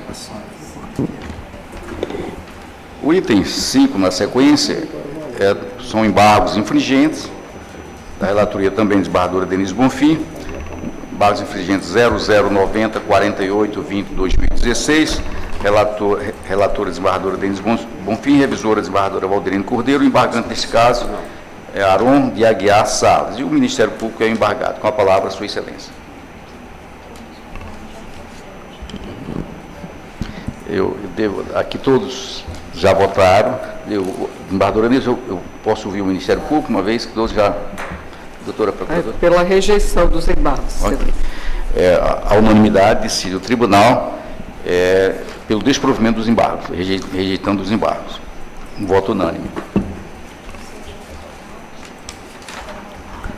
O item 7, cumprimento de sentença número 0100-414-41-2019, da relatoria do desembargador Laudivon Nogueira. O credor aqui é Edmilson Alves da Costa, com a palavra, Sua Excelência. Deixa eu ver como. Vossa Excelência lançou voto virtual, negando o provimento. Não há participação do Ministério Público nesse caso, né? Não. Cumprimento de sentença, né? Isso. Matéria civil. Faltando voltar apenas desembargador Eva Evangelista, desembargador Samuel, desembargador Pedro Ranzi e Roberto Barros. Desembargador Eva, como voto? O segundo eminente relator. Ok. Desembargador Samuel. Aqui nas conversas aqui foi feita uma ponderação pelo desembargador Roberto, é isso? Não vi a conversa. Sobre o valor, né? Isso, aí, a minha tendência é acompanhar o voto do eminente desembargador Laudivon, mas eu fiquei com aquela preocupação do valor das trem tivesse o valor do medicamento, né? Enfim, mas eu acho que Sua Excelência, era só isso, desembargador, o ponto da reflexão. Qual é o valor mínimo? Eu entendi que é 17 mil e pouco o valor das trentes. Não, das trentes. Esse é o acumulado. O valor é R$1.000, mas o acumulado Do aqui... período, né? Do período. Aqui houve uma resistência aqui... Grande, né? Eu estou com um lá que eu já estou no Já naqueles atos já da área criminal, praticamente. Na verdade, de multar o secretário lá. Em verdade, desembargador Roberto, é assim, um verdadeiro desrespeito à atuação do tribunal. O tribunal reiteradamente determinando... Eu estou com um caso lá de diversas situações e agora tendo que atentar justamente para a intimação pessoal, porque depois lá na frente disse que não pode. Até o relator de Vossa Excelência, que não aplicou a sanção. Esclarecido, presidente. Embargador Pedro, né? Embargador Pedro. Meu sentido, senhor relator. Desembargador Roberto Barros já se manifestou, né? Desembargador Samuel também. Acompanha. Então, decide o tribunal, unanimidade, negar provimento à impugnação nos termos do voto do relator e das mídias digitais arquivadas. Ok? O item 9, é isso?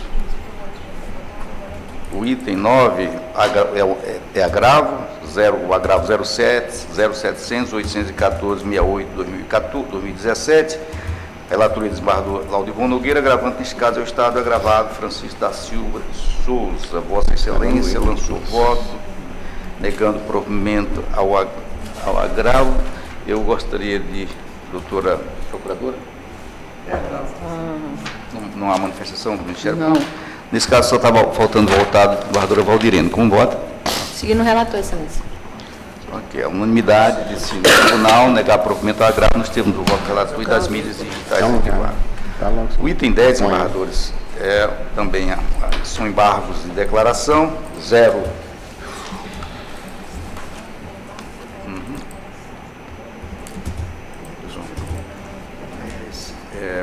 O embargo de declaração número 1001, 485, 92, 2015, e nós poderíamos votar por extensão. Essa é a minha relatoria, né? Desembargadora Eva, negando o provimento. O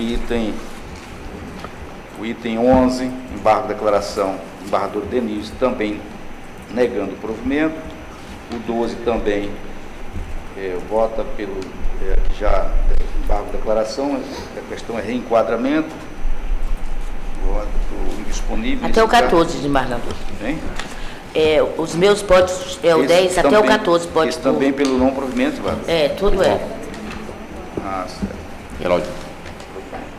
Então, do item 10 ao 14, o lançamento de voto, todos são pelo improvimento do desembargo de declaração. Eu ouço Sua Excelência, doutor Procurador. No mesmo sentido. Podemos votar por extensão? Ok? Todos já votaram. Decidiu o tribunal, unanimidade, desprover os embargos de declaração nos termos do voto dos relatores e das mídias digitais arquivadas, né? Cada um vai separadamente. O item 15, também embargo de declaração. Esse caso está sendo rejeitado. Relator, desembargador Laudivon Nogueira. Nós podemos também fazer por extensão também. Desembargador, ok, desembargador Laudivon? Ok. Todos votaram já. O item 16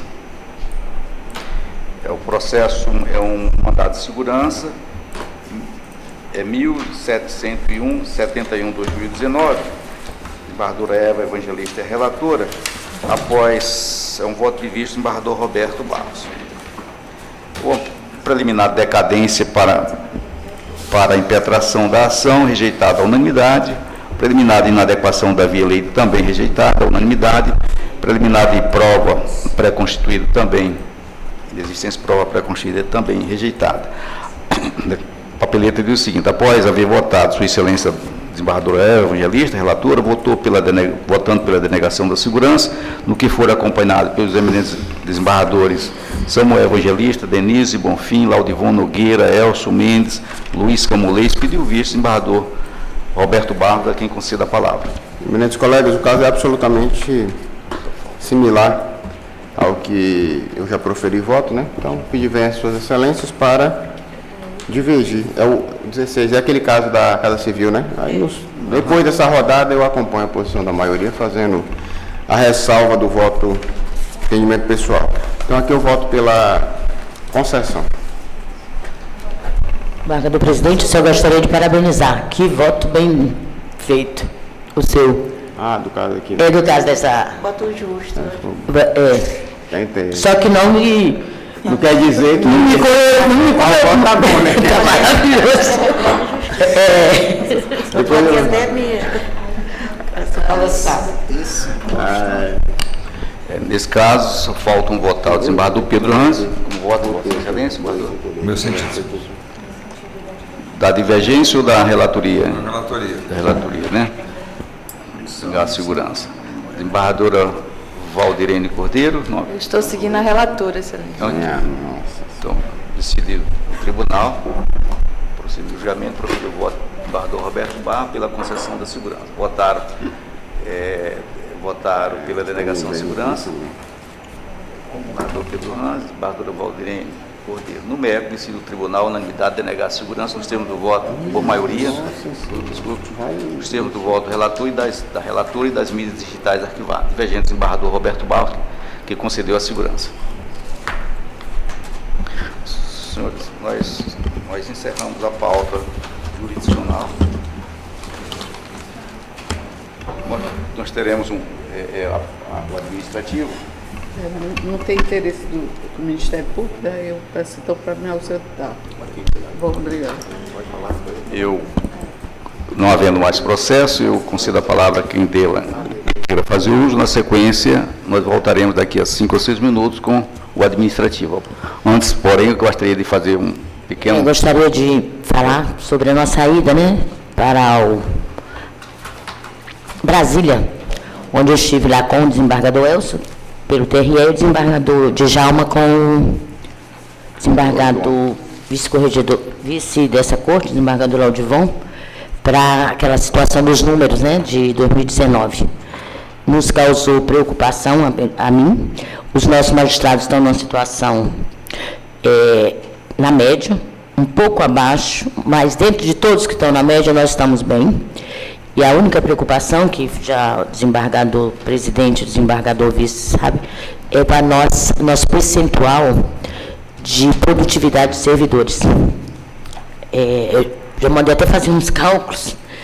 A gente tem que saber o que o CNJ, né, desembargador Laudivon, porque nós estamos o último no Brasil inteiro de produtividade de servidores. Se os juízes estão na média, como é que servidor vai estar abaixo do Brasil inteiro? Então, é uma preocupação que a gente tem que descobrir como é que foram feitos esses cálculos para se chegar que o Acre, a metodologia que foi feita, porque estão desmotivados, alguma coisa nesse sentido. Eu fiquei pensando de várias... pensando tipo foi a DAC que desmotivou, só que esses números são de 2018. Eles não sabiam que recebia 50% só, 60% da H, né? Então, não sei se é essa a desmotivação, mas que é uma preocupação que a gente tem que averiguar com relação aos nossos servidores. Chama-se falta de gestão de unidades. E aí, era só isso que eu gostaria de falar. E dizer que, para minha surpresa, o TRE lá, né, que eu cheguei agora, não tem nem um mês, mas o TRE está entre um dos melhores, mais eficientes, né, graças à administração, que vem sendo feita pela desembargadora Regina, desembargador Elcio, juízes eleitorais, Jordânia e Anastácio. Então, eu fiquei feliz de 2019 nós estarmos bem na Justiça Eleitoral. Era só isso, presidente. Obrigada. Bom final de semana a todos e bom feriado. Ok, desembargador Laudivon quer se manifestar? Vamos ter administrativo? Vamos. Nós deixamos para nos manifestarmos após? Eu penso que seria, como é um tema administrativo, ficaria para o plano administrativo. Sim. Encerraríamos a sessão jurisdicional, que inclusive é disponibilizada em meio na internet. Então, declaro encerrada a presente sessão, cumprimentando a todos e os convocando para a sessão seguinte, para a qual os senhores serão comunicados. Obrigado.